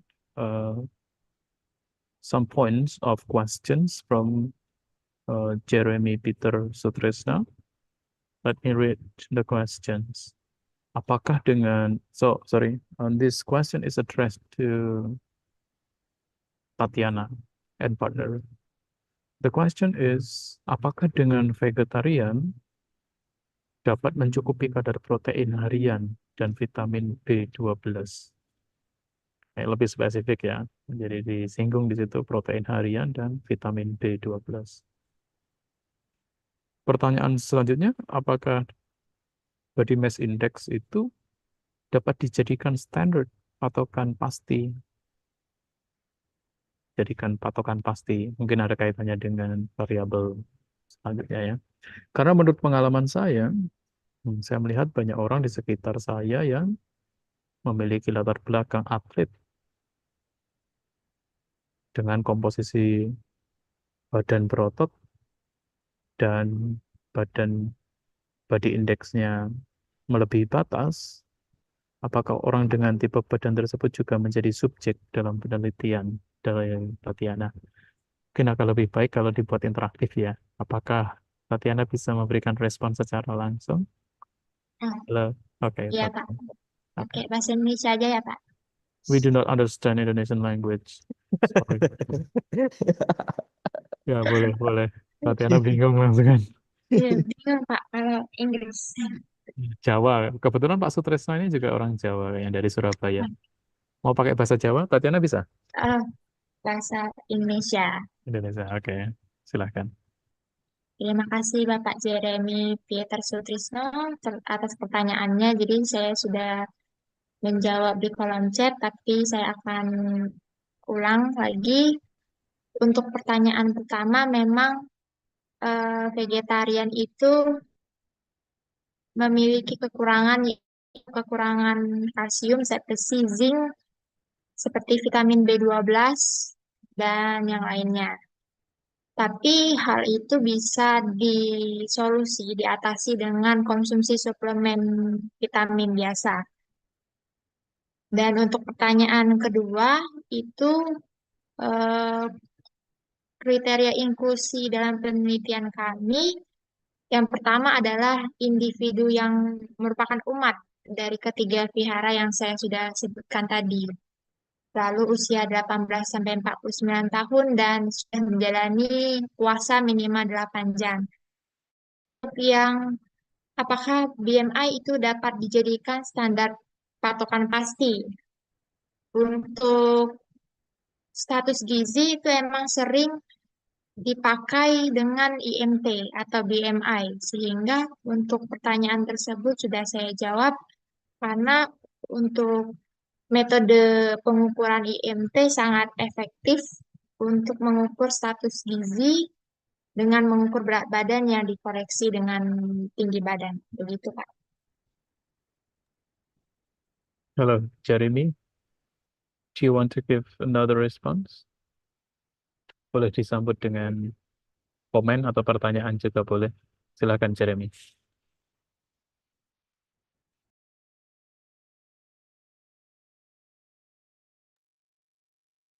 Ini Jeremy itu pakai akun avatar tapi kok. Halo, Jeremy. Alright, I think that Tatiana already answered the questions.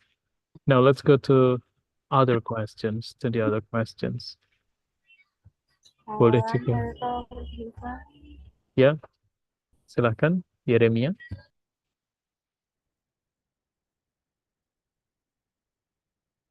Ini boleh juga sekaligus konsultasi gratis ya. Kebetulan ada tenaga kesehatan.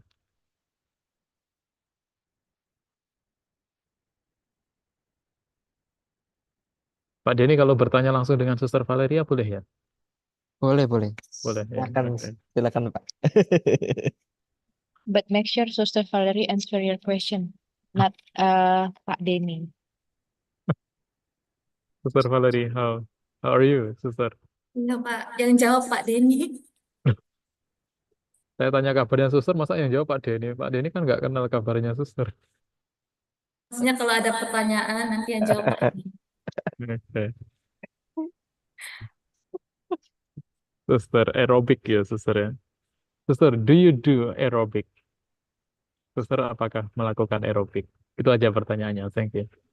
Enggak, Pak. Saya enggak melakukan senam aerobik. Sebagai peneliti saja. Oh, gitu ya. Nah, jadi penelitiannya. Why are you interested in this topic, sister? What makes you interested in the topic? Kenapa? Karena bahasa Indonesia, Pak ya, jawabnya. Matikan dulu itu.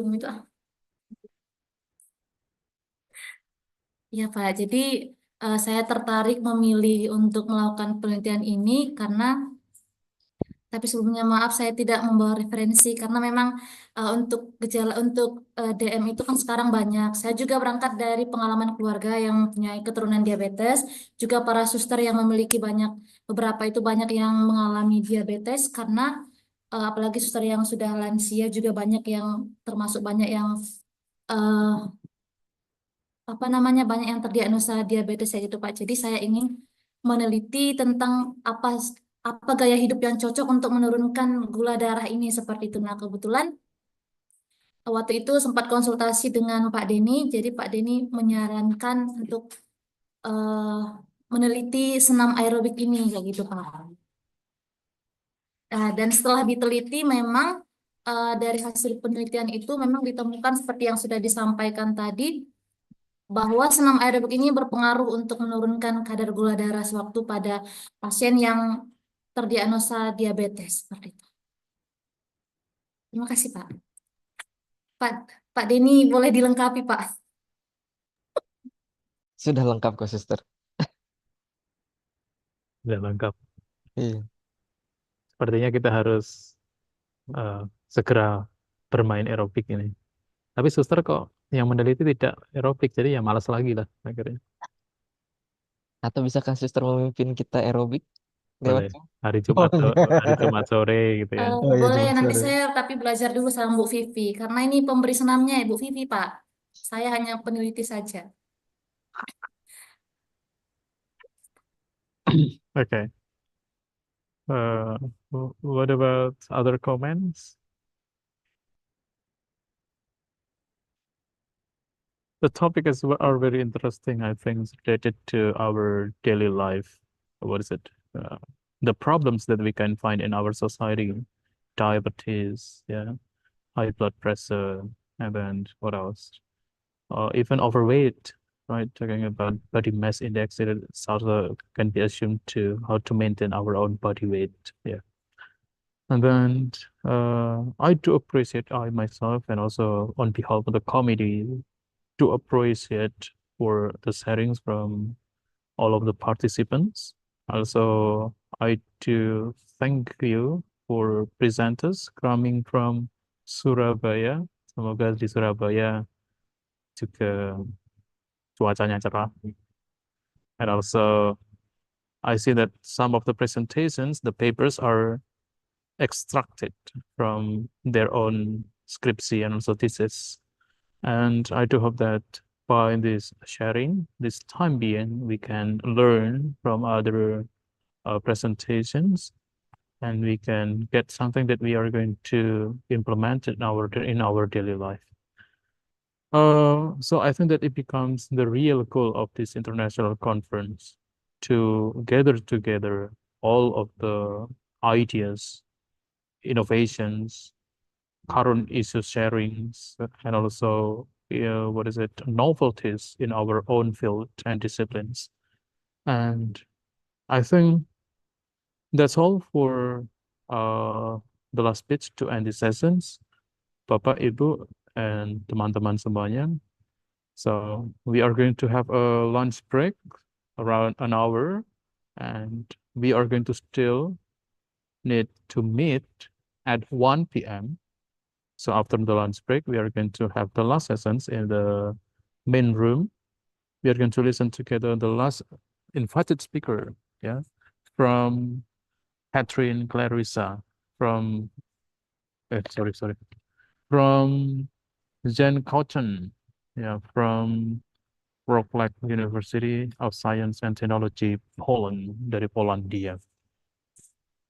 All right, Bapak Ibu, you may go to the main room, and enjoy your lunch break. Thank you. Thank you, Mr. Harry.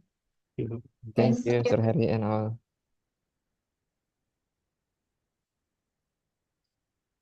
Classroom ya? Udah kan? Yang dua juga udah.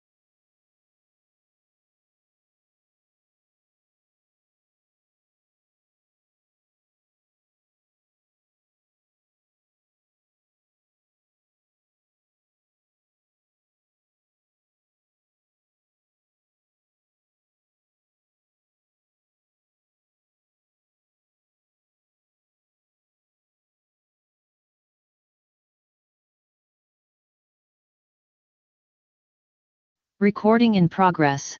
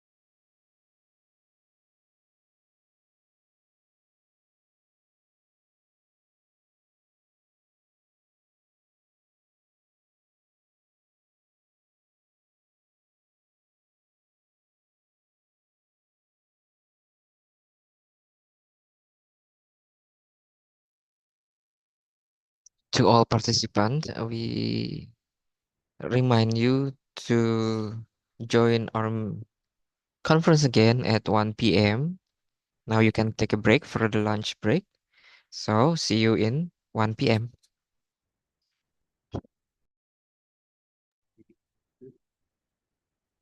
All right, exactly, Pak Denny. So, we strongly recommend you to stay in our main room because after this, we are going to have another interesting presentation and also discussion, yeah, from our speakers. So, stay tuned. Thank you, everyone. See you at 1 p.m.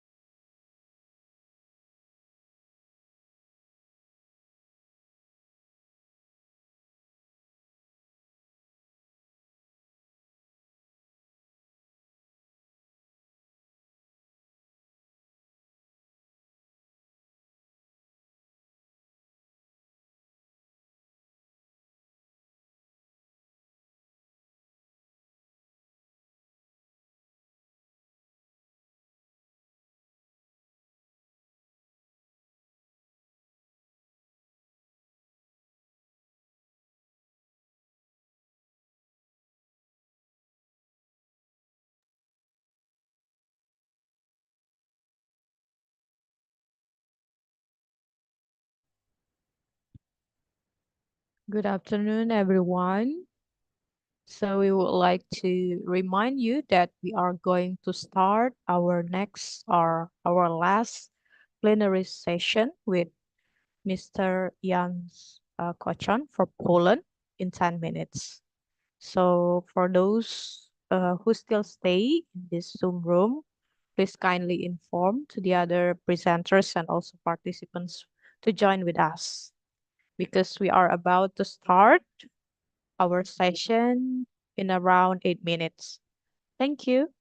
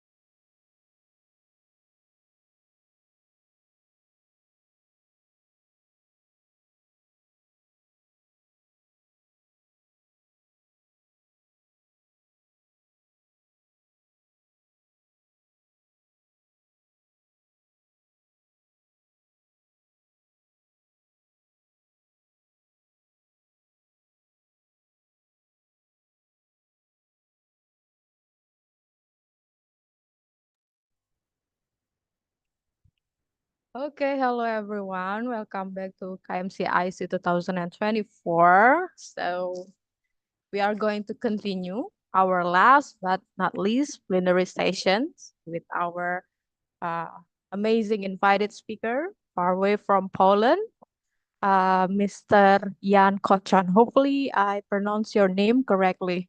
Hello, Mr. Jan. Hello. I hope that you hear me well. Thank you for the Yes. Yeah. good. Yeah, we can hear you well. Welcome to UKMC 2024, and thank you for joining us.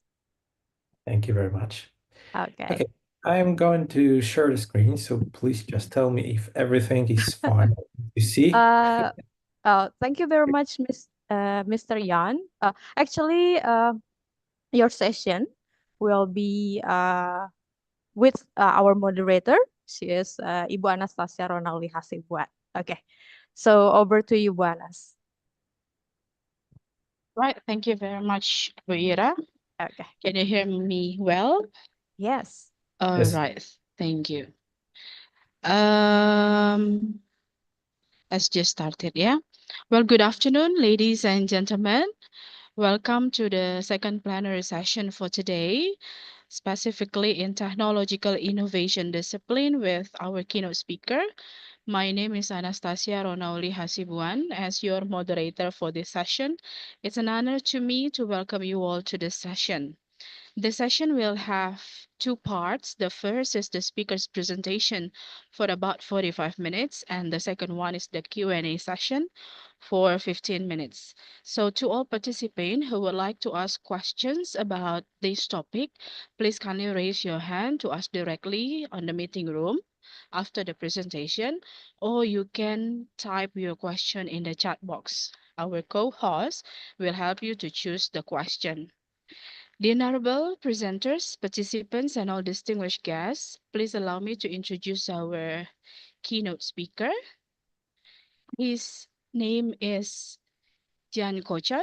He is an assistant professor at the Wrocław University of Science and Technology.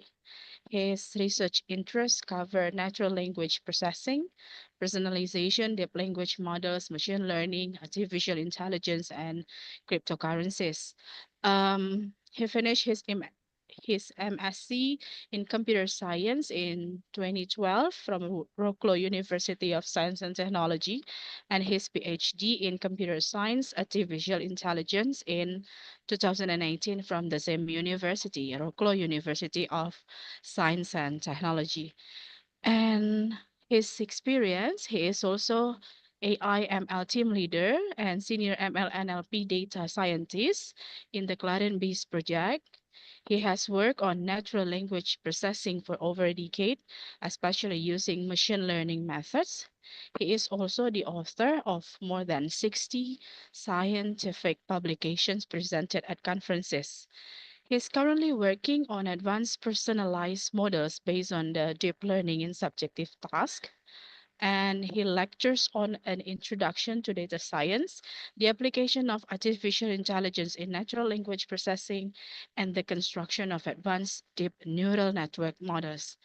He is also the winner of Hack Year 2021, the largest hackathon in Europe in a task related to optimizing the construction of a power plant based on renewable energy sources for hydrogen production. Ladies and gentlemen, now please welcome our keynote speaker for today, Dr. Yan Kochan. It's good afternoon here, but it seems that it is still morning there. Am I right? Yes. In my case, it's good morning. Yes. So how are you? Fine, thank you. And you? Right, we are fine here. Thank you. It's an honor for us to have you here. I think without further ado, let's listen to Dr. Yan Kochon for his topic, personalized NLP. Time is yours. Thank you. So please tell me if you see the shared screen right Yes, now. we can see Perfect. that clearly. Thank you. All right, so this lecture today would be about personalized NLP. I don't know your whole background, but I'm rather trying to avoid all the very detailed technical stuff, and I would rather discuss about, current state of artificial intelligence, what is it learning from, and how can we make this AI more human, so respecting human feelings, that we are different, also respecting all the kinds of minorities, and basically it's about how can we provide information for artificial intelligence systems to actually react correctly to our personas. Yeah. Okay, so that was basically about the motivation behind the research we did. And usually when I see my audience, I'm asking the question, and that's the text which is coming from one of the data sets we used for the training of the model, personalized model. So the text is, your behavior is inappropriate, your action is exaggerated. I'm not sure if you should have administrator rights. And the question to you, maybe because I don't see all the audience right now, but do you think that this is aggressive or not? And each of you may answer on your own, but I can tell you that this particular example in this data set was evaluated by crowdsourcing people, more or less 50-50. Yeah. So when machine learning model would see such a text, it doesn't exactly know how to react. Yeah. And some people may say, okay, that's aggressive to me. Some people may say it's not. Yeah? So how to deal with such cases, how to make this model more personalized towards some kind of sensitiveness of us. And actually the generalized reasoning, which is the most common approach in NLP, assumes that we have just the text as the input, and we have the answer for this text, regardless of who's asking. Yeah. So we just do the kind of majority voting for all the society, all the group of annotators, and then this average voting is actually become the major vote for the particular text to be aggressive or not. In our case, it's different, yeah, because we actually look at some kind of disagreements between annotators, and that approach actually helps us, model to see how one user's perspective may stand out from the others, yeah. And actually, that was the main idea behind this relatively new concept in NLP. That's pretty interesting, but it's actually a quite new idea, quite new approach for this one, because it is pretty known from the recommender systems. Yeah, because if we provide, for example, for the people what they would like to watch on YouTube or something like that, it's pretty normal that we use for a kind of history of the person's decisions. Yeah, but there was almost no research in that area when it comes to NLP. And many filters on the web are built upon such approaches, yeah, like filters on social media, Facebook, Twitter, and so on, yeah. So why not to develop such models which would respect more my own personality and what I like, what I don't like, in much more sophisticated manner than just by looking how close I am to other people. Yeah, I would like maybe my own model.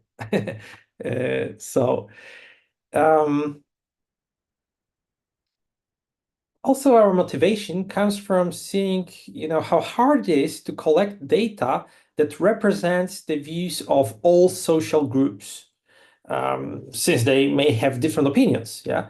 So the usual generalized solutions often favor, mainstream views, yeah, which means that some people don't feel respected. And this can lead to those users which basically lose trust in the system later on.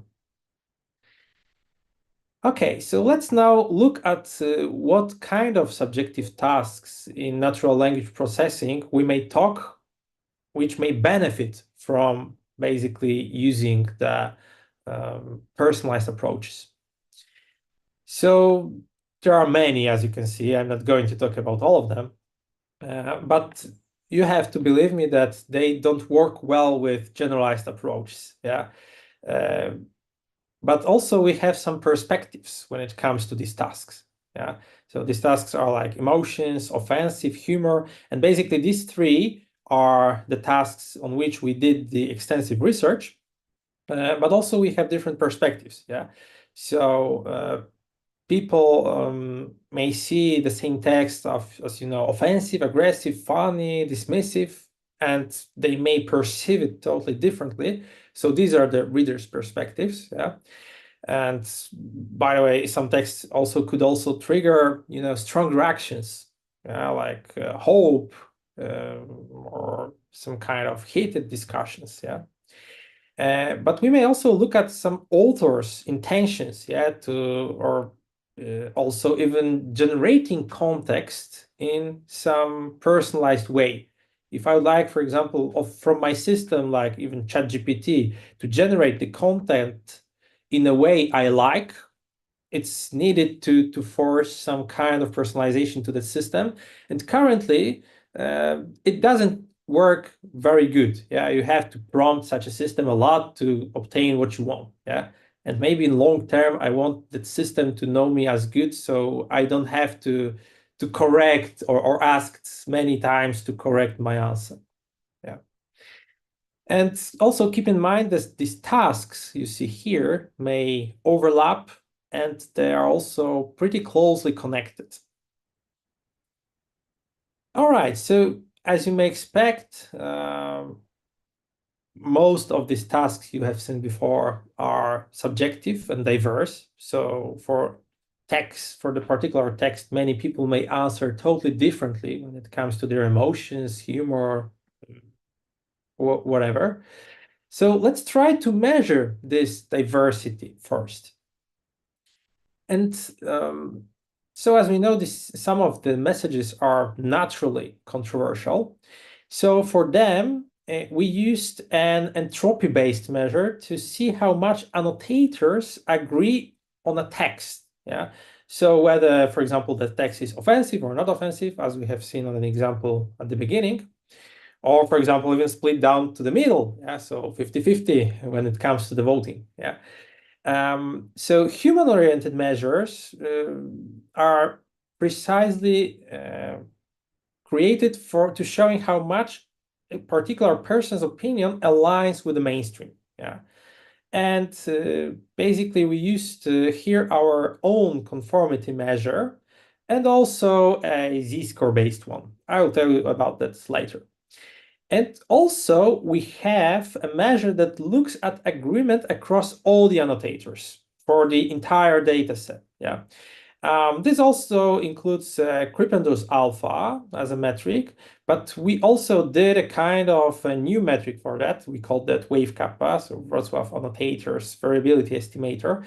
So it tells us about this variability among the raters, and that can be applied even for different numbers of annotators per document, which is pretty important in many cases, specifically when you obtain annotations from thousands of people.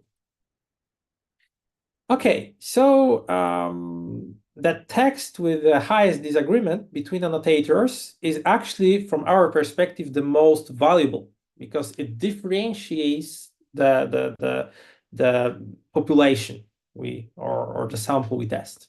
Yeah.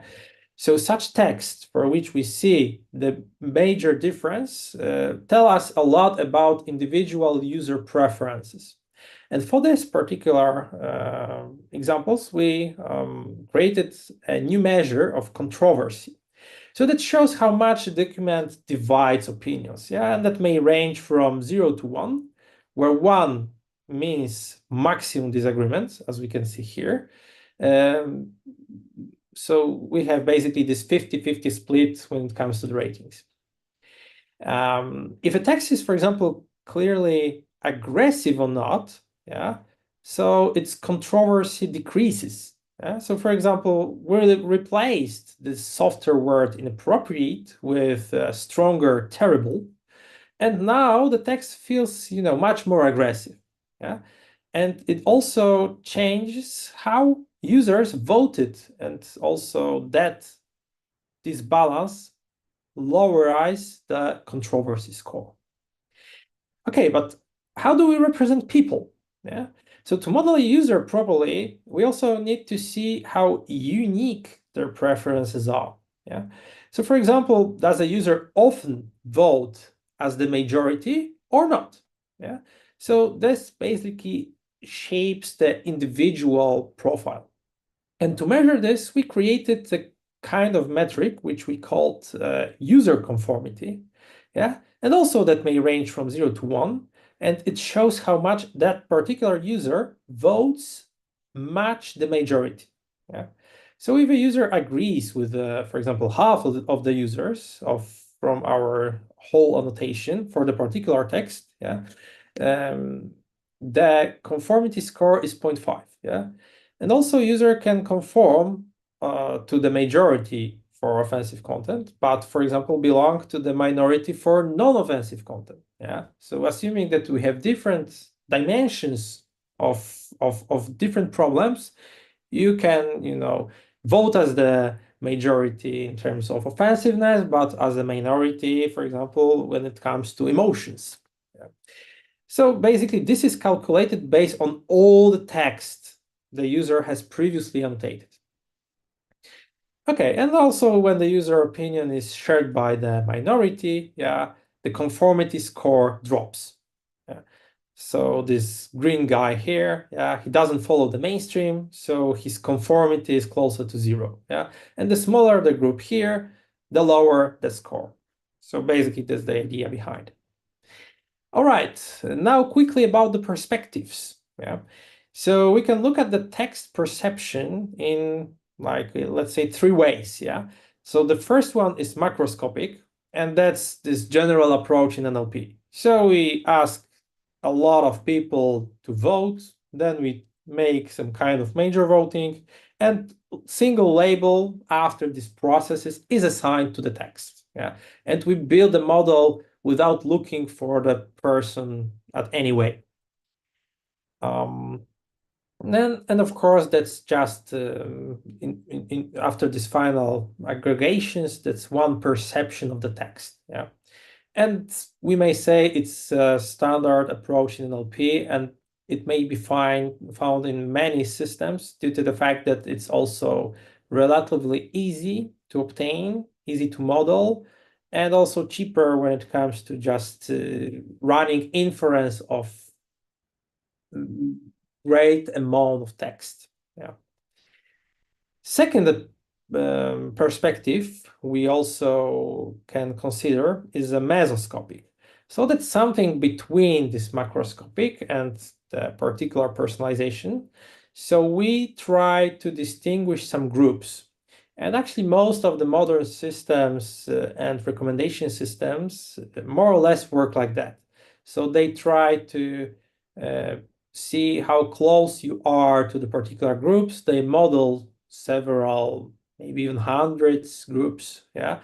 but still it's not the decision which is perfectly personalized to your own preferences. Yeah. And in this approach, we also assume that everyone in the group shares the same perception.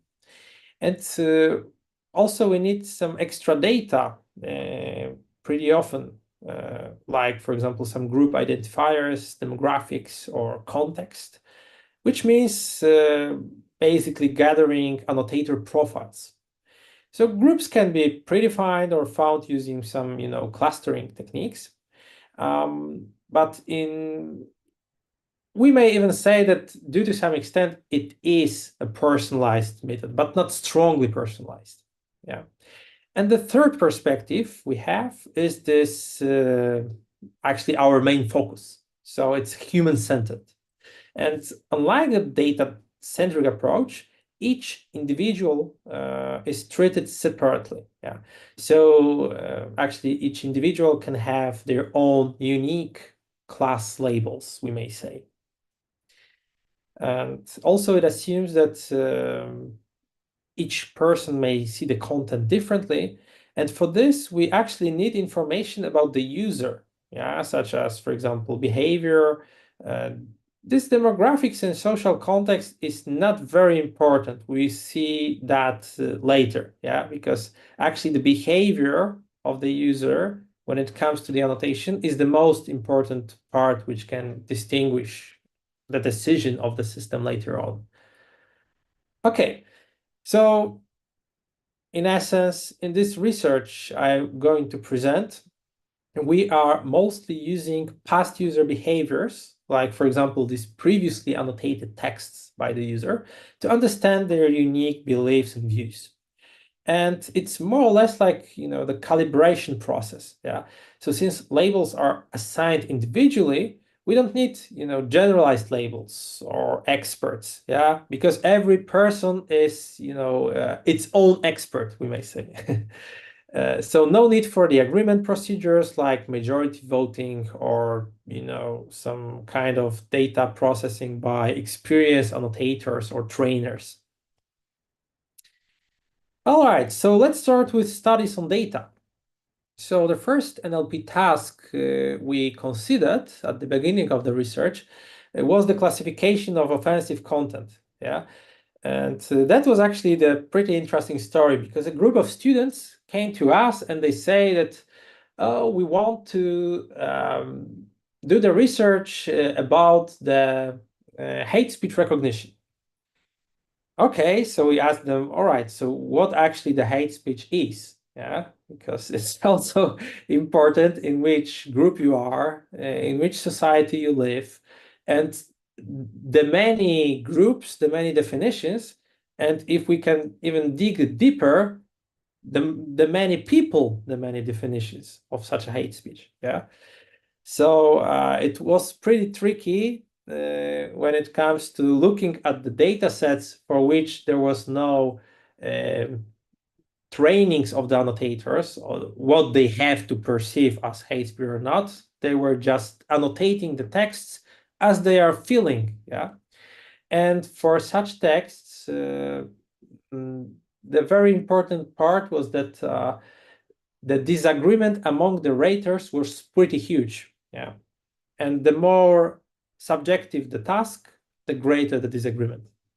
So that was one of the data sets from which we started, because actually all the requirements of a good data set from our perspectives were perceived here.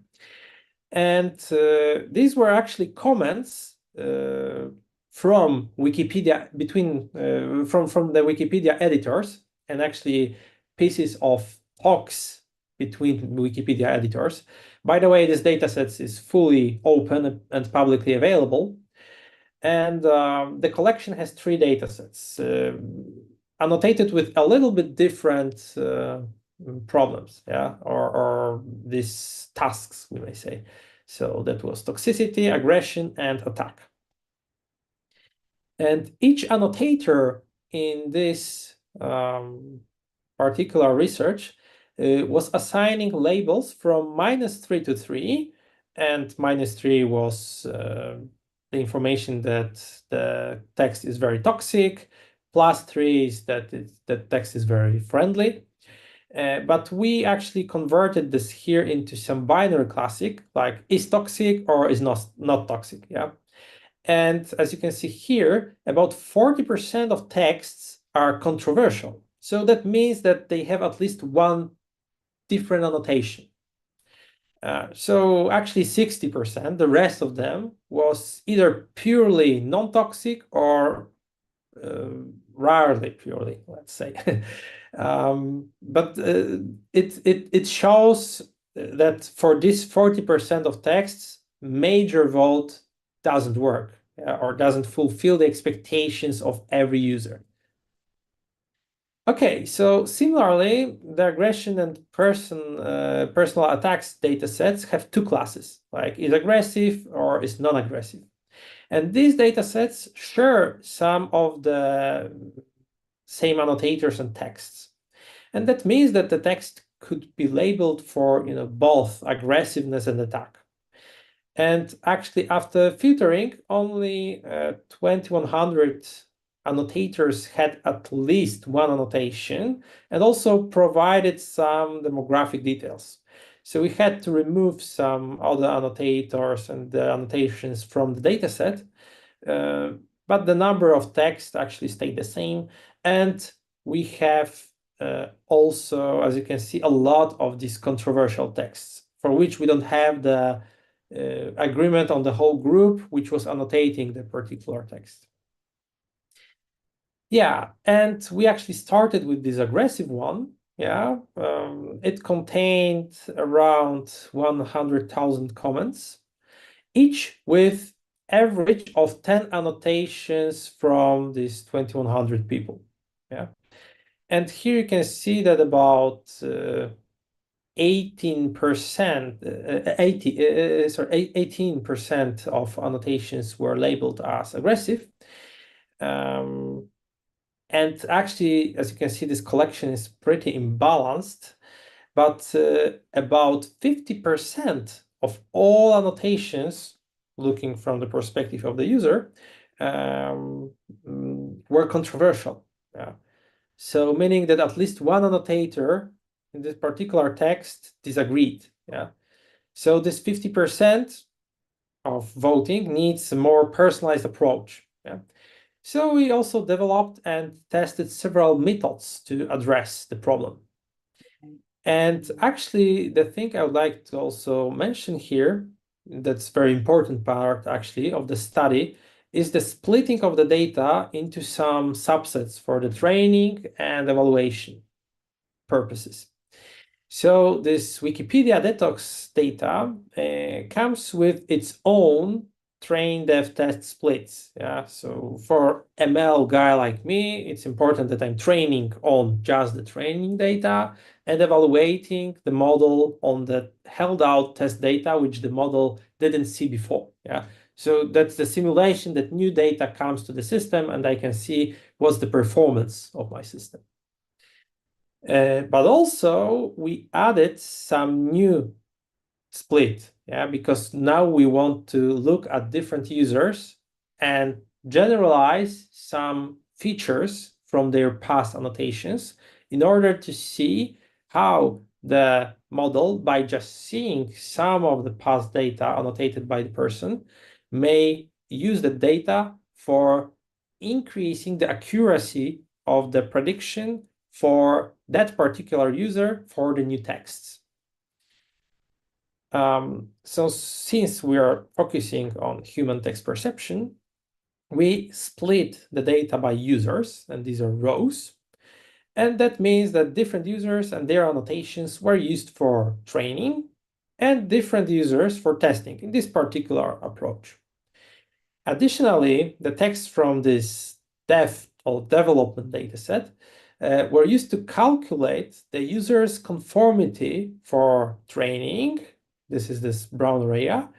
And these were treated as the user's past annotations. Yeah, so we, on this particular data, we computed several metrics which were representing these particular people in this dataset. Yeah, and also the same previously known text, we assume that, yeah, were used for the testing. Yeah, so in this particular part, which is also separated, we are calculating some metrics for these users in this part, for which we use these features to help the model decide on these texts. And as a result, some data are not used for the either training or testing. Yeah, but that's something which is not a huge part, let's say. Okay, so with the data ready, we can now move on to some methods we used. Yeah, so we remember that the generalized reasoning as the input gets just the text or text embedding. We may think of this embedding as a kind of a vector, which is the representation of the text. And that's pretty common approach in the modern machine learning models. So to incorporate some kind of personal characteristics for the model, yeah, we created like 3 user-oriented methods. Yeah, and the first one calculates the conformity values for each user based on their votes, as we can see before how these metrics were looking like. And next to this text embedding, we're adding the vector of metrics we calculated for the specific users. Yeah. And when we see a lot of users in a training with some characteristics like that, the model can learn how to generalize seeing similar metrics for the new users. And we actually test that for personalized aggressiveness detection problem. So as you can see, for the same text, but different personalization technique, we may obtain different results for the particular users. Yeah. This second approach is built like we have several text embeddings, which are actually particular person annotated as, for example, not offensive or offensive, and we aggregate the vectors representing these texts. So these new vectors come as the input to the model, yeah, next to the text which is being evaluated. So here is a much more sophisticated representation, not just metric-based, but decision-based. Yeah. So we assume that the model, if would see many texts annotated by the person, it may take from this part the good representation, which may differentiate the output here.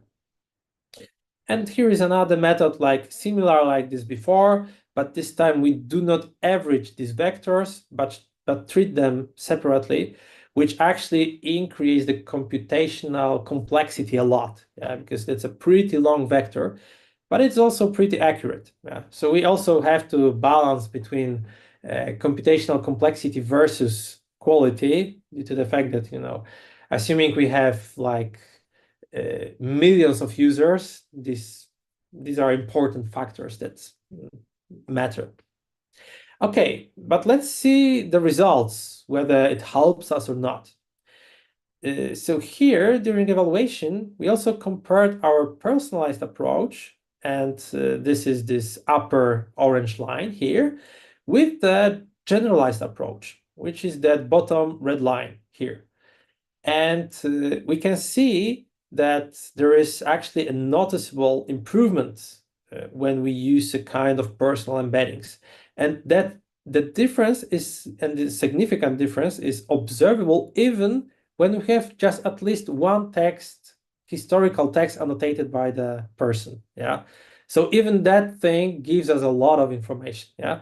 And of course, here on the x-axis, we see how this quality increases with the number of these historical texts annotated by the user. Yeah. So that flattens in some moment. Yeah. So probably having in this history more than 20 annotated texts for this particular problem we see here, like aggressiveness. Yeah.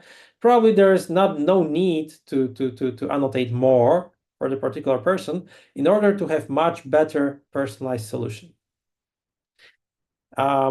We also found that using information from just 4 user-rated texts, like here, significantly improved the inference quality. Yeah.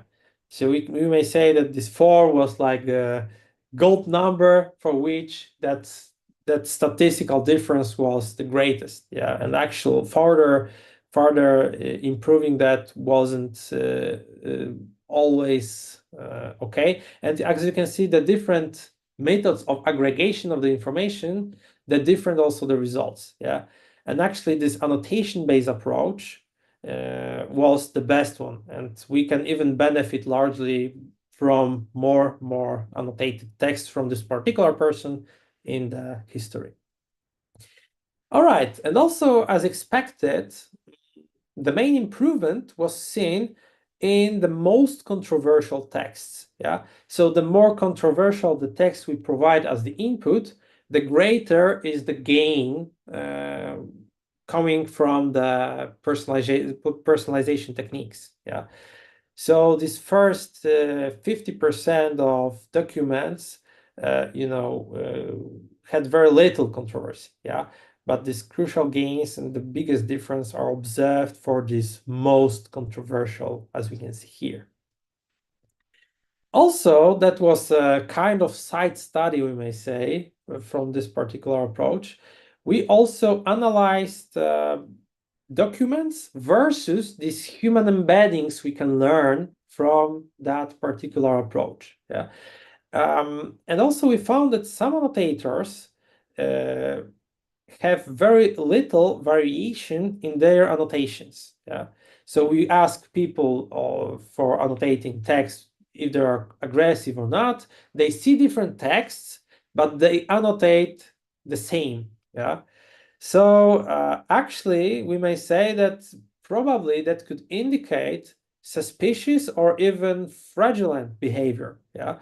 So our annotators are not fairly annotating. Like, for example, regardless what text they see, aggressive or not aggressive, they always say 0 or 1. Yeah, they provide the same annotation. Yeah. So even by using these personalization techniques for the analysis of the data set, we can see which annotators do not work for us fine, let's say, are these credible annotators. Okay, and now let's move on to the research on emotional content perception. And I would present you the results also performed on the data set we created on our own. So the data set used in this research was created by us as the part of the Sentimenti project. And it was including around 100 people evaluating 700 texts. And each text was rated by about 50 people. So also each person in this data set rated 8 basic emotions from Plachik's Wheel of Emotions, plus valence and arousal. So we see 10 dimensions, and for each dimension, the annotators could also evaluate the range of the emotions of the particular emotion at a scale. So we can see that's a pretty subjective task, because there are many decisions the person may do on the particular text. Yeah. Unfortunately, due to the commercial nature of this particular project, the dataset is not publicly available. But 100% of these texts are actually controversial, because for so many dimensions and so many decisions, even with respect to the single dimension, it's almost impossible that we will find 50 people thinking the same. Okay, so the texts in the datasets are mainly reviews of hotels and doctors. So on the slide, you can see a sample hotel review, the annotation interface below, and the scale values we can see here are actually the ratings of a specific person. Yeah. So on the right, you can see the distribution for all the ratings of this text, yeah, received from approximately 50 people. Yeah. So this red dotted line represents the value of 0. And from these distributions, actually, we can see that most people actually rated the text positively. Yeah. So we have a lot of negative emotions around 0. But from these distributions, we can also say that there is a spectrum of opinions. Yeah, it's not like it's just the huge peak in one moment and the rest is 0, but we have even several peaks. So in essence, that's the distribution, not the particular number when we see at the at our sample of annotators. And here also there's another example when we can see these positive emotions, also a group of negative emotions, plus this valence and arousal. So even for different texts, in most of the cases, we see a kind of distribution when it comes to the ratings. Okay, so let's now focus on some metrics we can calculate from such annotation. Yeah. So that previous example with its distribution of ratings has some average values displayed here on the right side of the slide for all the 8 basic emotions. Yeah, and that's shown as these blue pointers on the scale. So these scales are the same ones used during the survey for collecting the data. Okay, and now we have the red pointers, which are pointers of the particular person. Yeah, let's call this guy John. So these ratings, you can also see them as visible numbers on the far right. They're pretty close to this average of ratings of all the users. So we may say that John is fitting the majority. So it goes with the mainstream. He goes with the mainstream, and his annotations are actually close to the mainstream. Yeah? So here's the formula for something we called personal emotional bias. And that's more or less the aggregated z-score of users' ratings compared to the other users in the same subset of documents. We call that subset past data. Yeah. And so this dataset contains ratings we already know. And yeah, we can say, without going into details, that John here is, emotional conformist, yeah, aligning with the mainstream. So that later on we have Bob. So this guy has got this light blue pointers on this far right column, yeah. Here we have see the numbers, and here are the pointers. So we can see that these pointers are far away, or much more far away from the average than John's scores. Yeah. So his personal emotional bias would be much higher. Yeah. And that actually helps us to predict the answers more accurately. Yeah, because maybe John would be satisfied from the results even when we do the average voting and train the general classifier, but Bob probably not. Yeah. So that's this issue we are differentiating. And how we performed the model for that. Yeah. So we conducted the experiments for 2 types of machine learning tasks. In this particular approach, that was multitask classification or multivariate regression.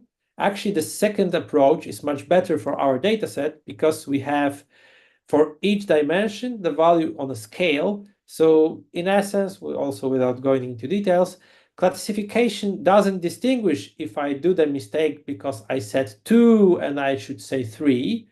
And in multivariate regression, these differences are captured by the loss while training the neural network. And also the important part is that next to the text or embedding of the text provided as the input for the neural network, we also provide the demographic description of the person, plus this personal emotional bias calculated from some subset of texts annotated by the person. Also, we did the Mr. similar. Kachan, Yes, sorry, we would like to inform you that we still have 5 minutes for this presentation 5 session. minutes. Oh, Thank you very I much. thought that I have an hour. That's Okay, okay. so we Yeah, just thank we you. just we just live with this emotional data, yeah, and then maybe we would go to the questions, yeah, because later things I have are about similar like problems, but with much more sophisticated neural network architectures. So there are details which probably are important with respect to tech guys, but here I think that if we close this emotional part, you know everything about the problems we deal with. Yeah. Okay, so the split is already known by you, but I would like really to go towards the results in this particular research, because it is showing how tremendous gains we can have from very subjective problem like we are seeing here. So as I said before, for the methods, we took 4 sources of information. Text, which is the embedding of the input text provided. This personal emotional bias, which is this calculated score, as we see before. Some demographic data, like age, is the person from bigger city, smaller city, education, and stuff like that, plus all these informations combined. Yeah. And the model we used for that baseline, which is showing us more or less this generalized approach, was just a simple fully connected neural network with the text embedding coming as the input and this multidimensional prediction as the output. Then, if we want to have the simplest personalization, next to this text embedding provided before going into the neural network, we're providing either these demographic features or personal emotional bias features or everything combined, and it's simply attached to the vector of the text embedding, and that goes to the neural network, and we have the prediction. Results. So as you can see here, that's very, very important part of the research, yeah, because first bar here is the average value per emotion. So we have very, very dummy baseline when we just do the average on our data set, apply this average to the new texts of our test set, and we have the score for the classification. Then we provide just a text with no information whatsoever, and also we obtain a kind of score. This score is F1 macro, yeah? So just the text provides that score. The bigger that score, the better the quality of our decision, yeah? Then we provide text plus some demographic features representing people like, gender, age, and education, stuff like that, yeah? We see a kind of gain here, but not tremendous, we may say, yeah? And then the very, very, very interesting thing, we provide just personal emotional bias, even without the text, yeah? So just by looking at the decisions performed by people, we can have much, much more information than even by just looking at the text, yeah? If we combine text plus personal emotional bias, we have tremendous gain. Yeah, so that we may say is the result from the general system, and here we have the personalized system. That's the classification, which is this hardest part because it doesn't distinguish these small differences. Like for example, people may say 2 out of 4, and the model do the mistake and set 3 out of 4. So classification says it's totally wrong. In terms of the regression, it is like smaller or bigger mistake. Yeah. So in the regression, these differences are even much bigger. Yeah. So assuming that we have this text plus personal emotional bias, we have like tremendous gain when it comes to just by looking at the average voting on text. Yeah.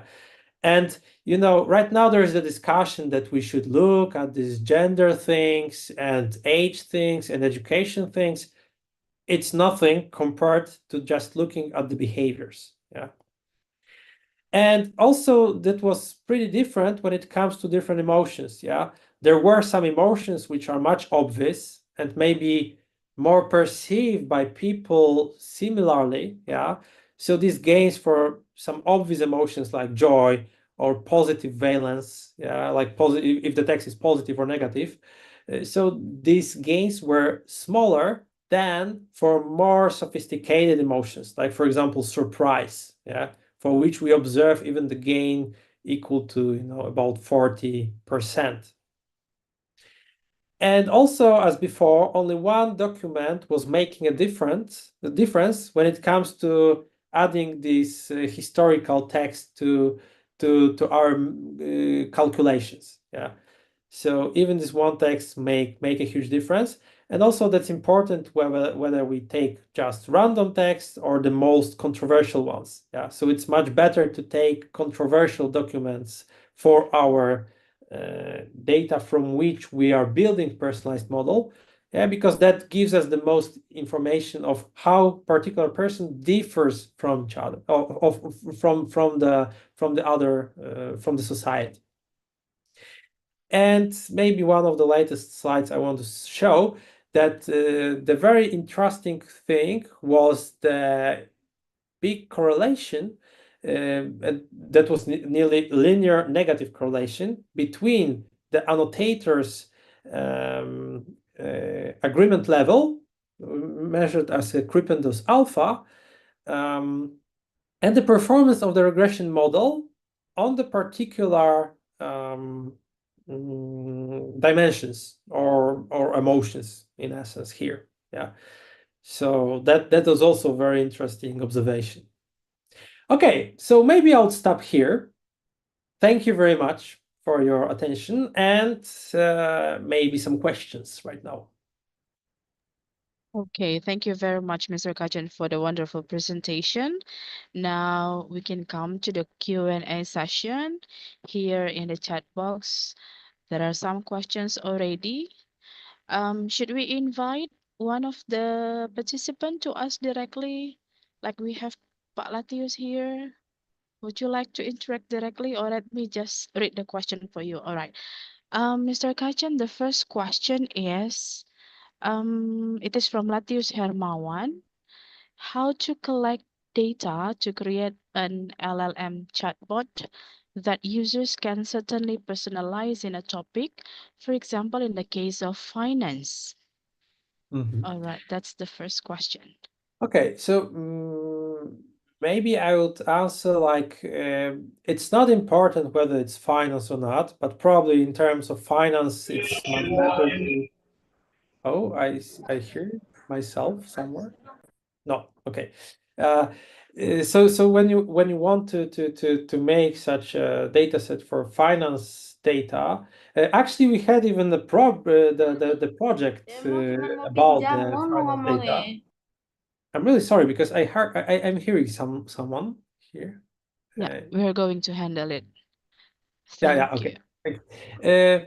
So assuming that we have the data about the finance, for example, I don't know, the economical texts, yeah, which are annotated even by experts, yeah. We did even one project about that, and we have different experts. Some of them were investing more aggressively, some of them were investing less aggressively, so they also were perceiving some texts related to companies they invest for differently. So assuming that we have different experts, my advice is that if they annotate, for example, texts from which they may infer whether after this text I would like to have the decision whether to invest for this particular company described in this text, or you know, even they may have some decisions like either after this text I would like to buy the stocks or sell or keep my company in my portfolio. Yeah. So the most important from the perspective of personalization later on, is to keep the information about the user ID. So for the personalization data sets, it's crucial to have a lot of answers of different people and keep them also attached with the kind of user ID in this particular area. So later on, assuming that we have chatbots, so probably we have a kind of financial advisor, but we probably want to simulate different advisors, which may, for example, be more aggressive, like investors, or less aggressive investors, and we can have the spectrum.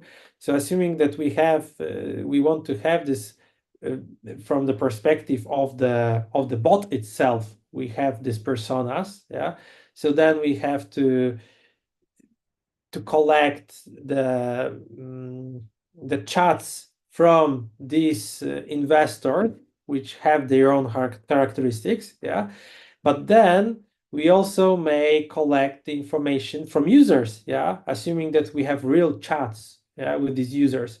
And also the important thing is to collect the answers of users also with their IDs, So actually because in this system, I assume that the personalization would be rather from the perspective of the bot itself, rather than, treating differently the people. That's probably my assumption. But we can also assume that we don't know what actually is the portfolio or profile of the person with whom the model talks to. So assuming, and actually ChatGPT makes it from time to time, like it shows two different answers for the person and asks you to choose whether I prefer that answer or this answer.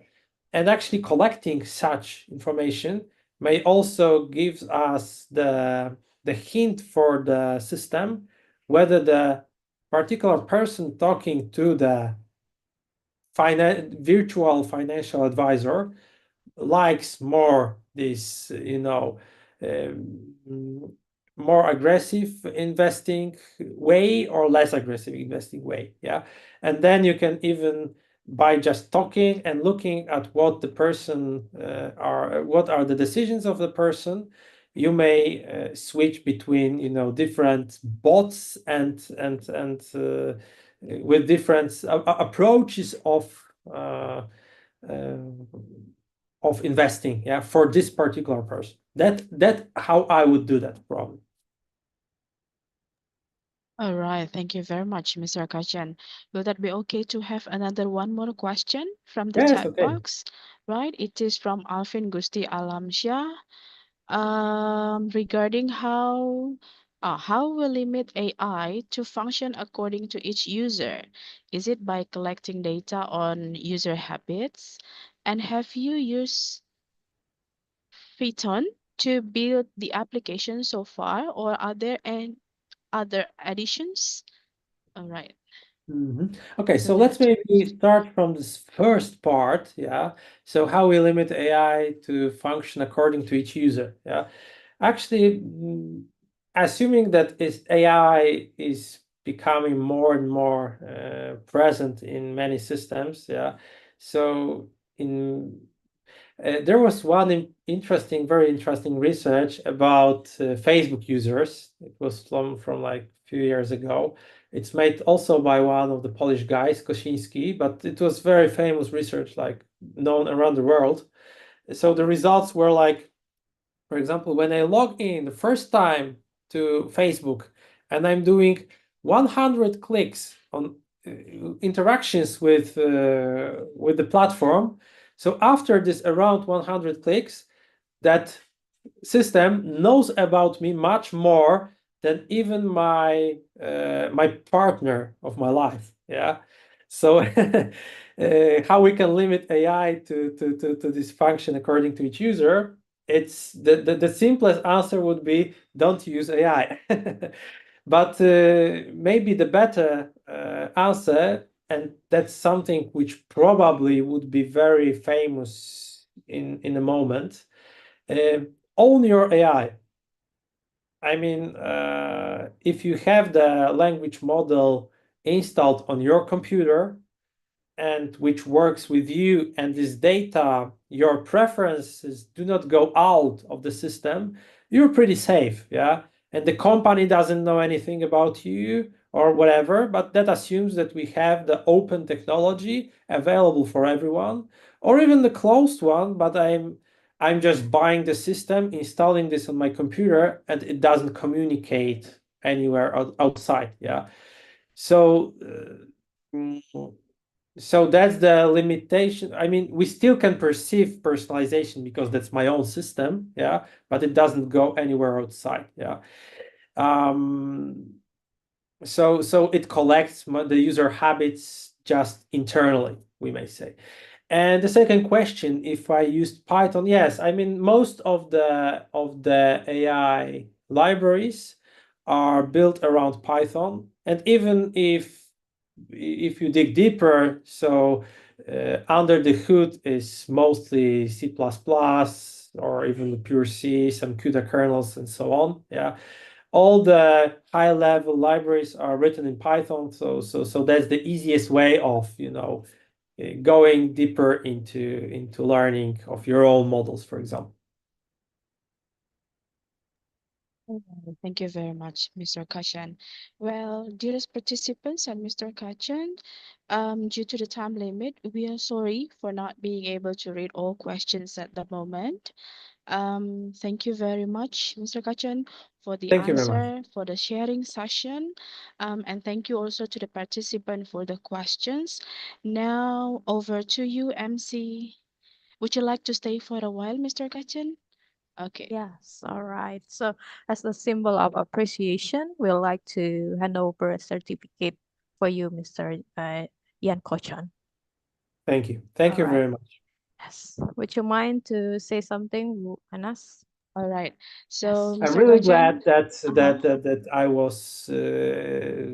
was invited here, and I hope that you take some outcomes from this presentation. Basically, that also it's important what we do when we deal with AI systems, yeah, and also if we model these user behaviors when it comes to our own system, it's much better to own your own AI. And yeah, what else can I say? God bless you all. Thank you for the presentation and for being the part of this conference. Thank you. yeah, thank you very much. And thank you as well for the great opportunity to have your insight and expertise in our conference. We really learn a lot from this session and we do appreciate it. Right, Bu Ira? Right. Okay. Thank you very much for the great presentation and also discussion to Mr. Yan Kochan and also Bu Anastasia Ronoli Hasibuan. So everyone, that is the last plenary session and also the last presentation from our speakers. Now we come to the other part. It is the closing remarks from our coordinator of UKMC IC 2024. So we would like to invite Ibu Sani Priska, MKEP, to deliver the remarks. Time is yours, Ibu. Thank you, Ms. Ira. Are you hear my voice clearly? Okay.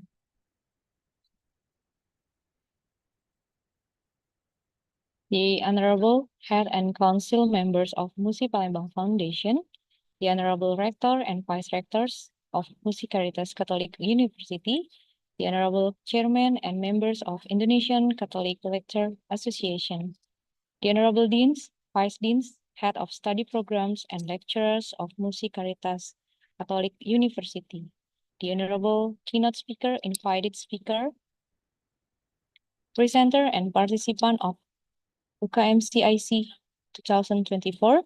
Good afternoon from Indonesia.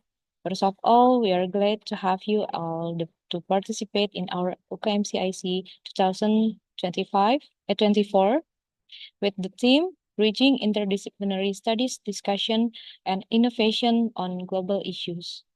We hope every plenary session and parallel session, promote the enhancement of our research topic, and provide bigger collaboration opportunity in conducting research in various disciplines.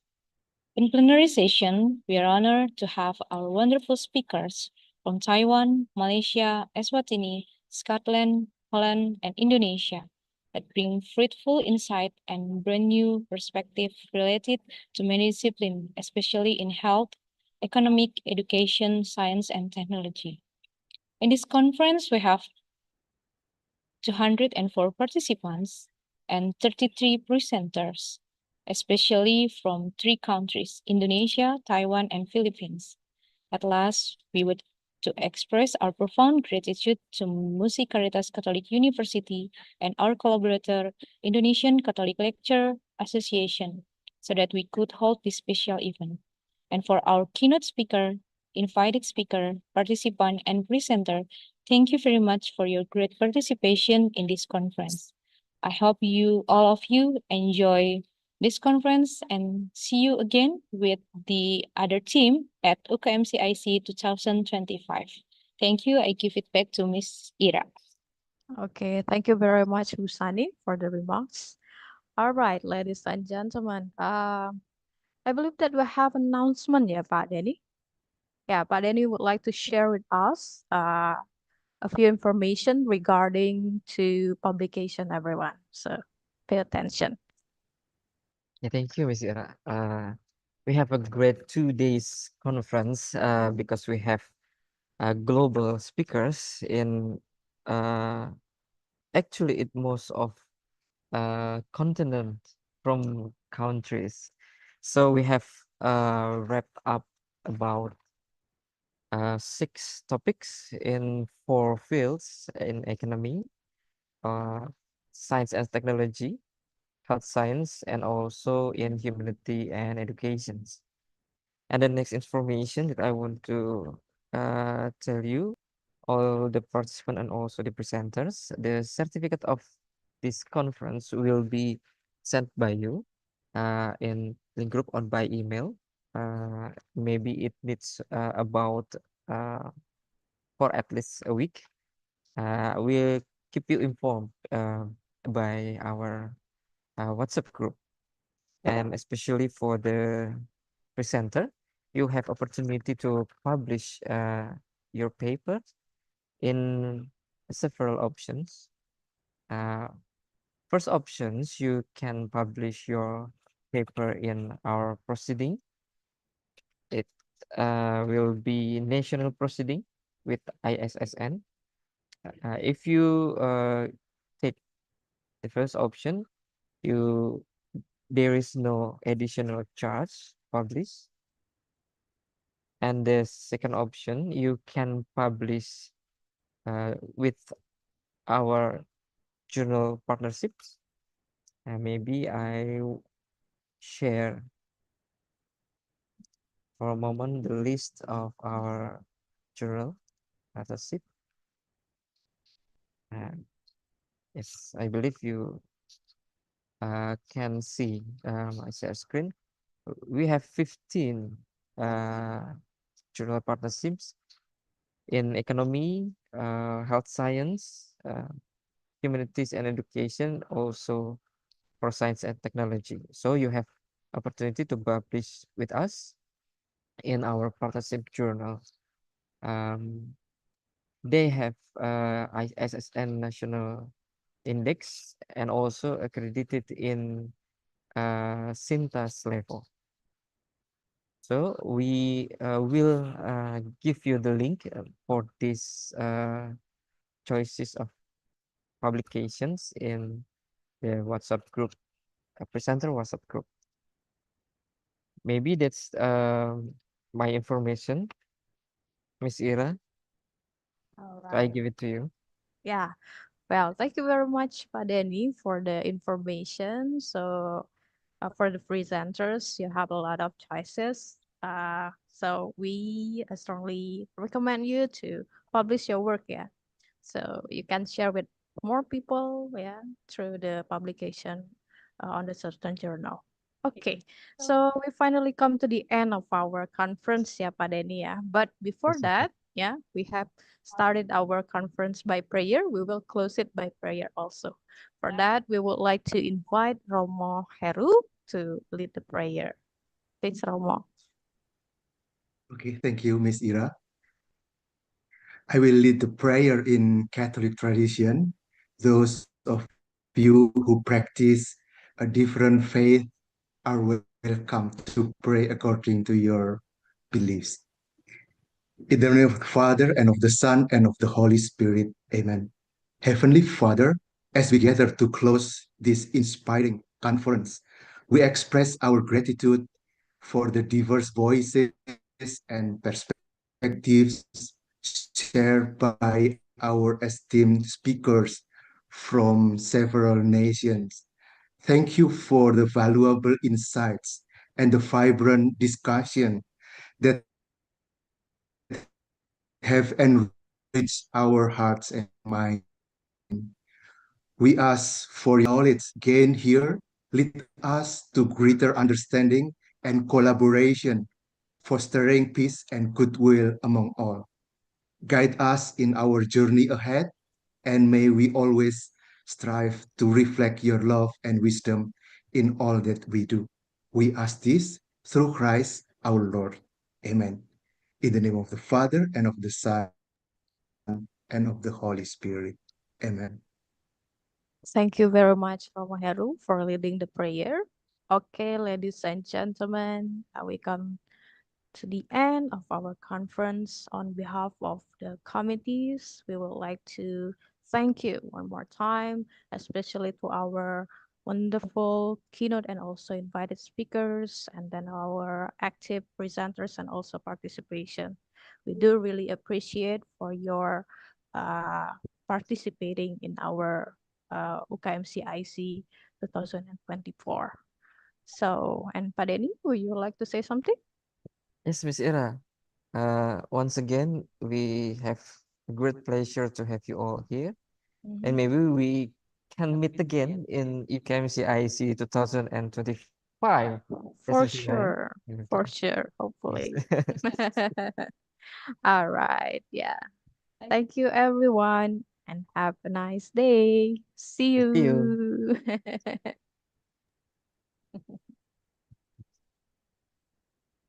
Don't forget to fill the attendance form for all participants and presenter. Thank you.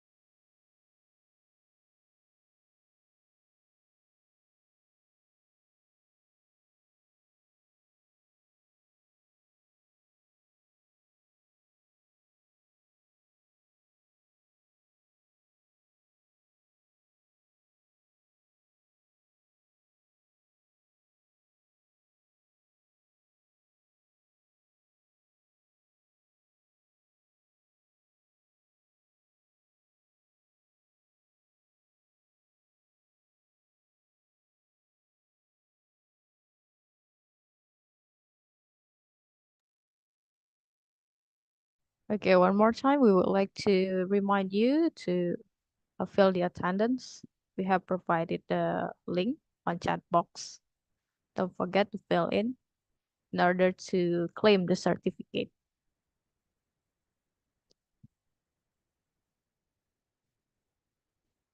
Yeah, great idea.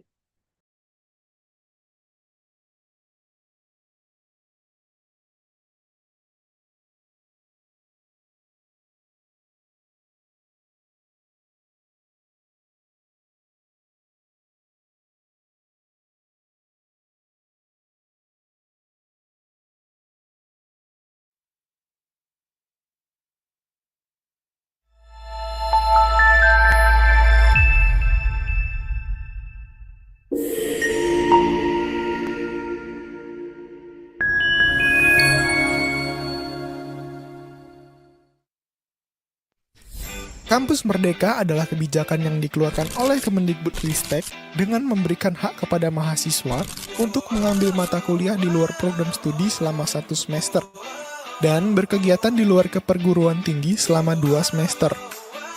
Perguruan tinggi diberikan kebebasan untuk menyediakan kegiatan kampus merdeka yang sesuai dengan kebutuhan dan minat mahasiswanya.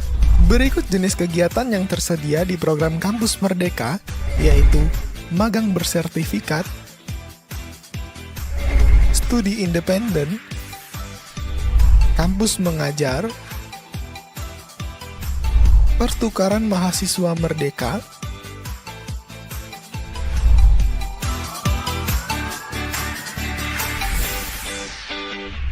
membangun desa atau yang biasa disebut dengan KKN tematik, wirausaha,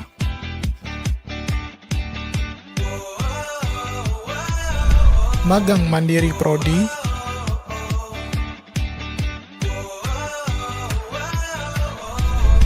praktisi mengajar. Pengalaman mahasiswa di kegiatan kampus merdeka ini akan berpengaruh besar terhadap kesiapan karir mahasiswa. Di antaranya dengan cara memastikan mahasiswa terus menyimak perubahan dunia luar kampus maupun selama berkuliah di lingkungan kampus. Mahasiswa juga mendapat kesempatan untuk menerapkan ilmu terhadap masalah di dunia nyata. Kenapa mahasiswa perlu ikut program kampus merdeka? Berikut alasannya. Pengalaman kerja praktik di lapangan yang akan dikonversi menjadi SKS. Eksplorasi pengetahuan dan kemampuan di lapangan selama lebih dari 1 semester. Belajar dan memperluas jaringan di luar program studi atau kampus asal. Menimba secara langsung dari mitra berkualitas dan terkemuka.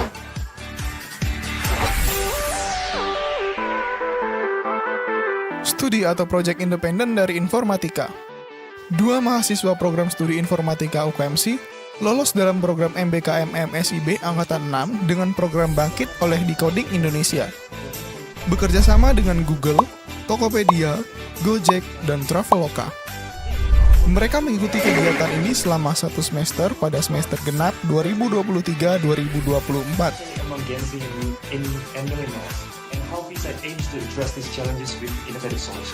Dalam grup pembelajaran machine learning, mereka mempelajari berbagai topik terkait machine learning dan bahasa pemrograman. Proyek akhir mereka adalah pengembangan aplikasi berbasis machine learning untuk panduan alokasi dana investasi kripto dari pendapatan bulanan dan kebutuhan harian. Membantu pengguna merencanakan investasinya dengan saran dana harian berdasarkan analisis machine learning. Mahasiswa informatika UKMC ini berhasil mengembangkan diri dan menunjukkan keterampilan mereka di tingkat nasional, membanggakan alma mater dan memperkuat reputasi program studi. Dia untuk membelajarkannya salah ngomong, kita kembali ke satu-satu.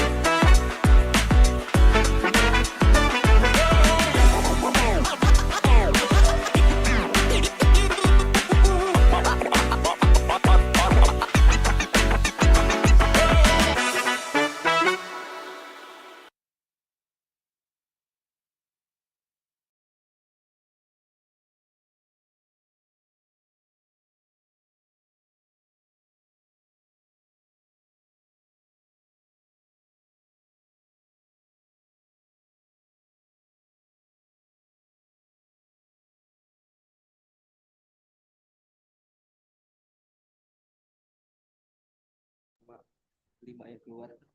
Okay. All right. We believe that every participants and also presenters have already filled in the attendance. So we would like to end the meeting. Thank you very much. See you everyone. Okay, Bu.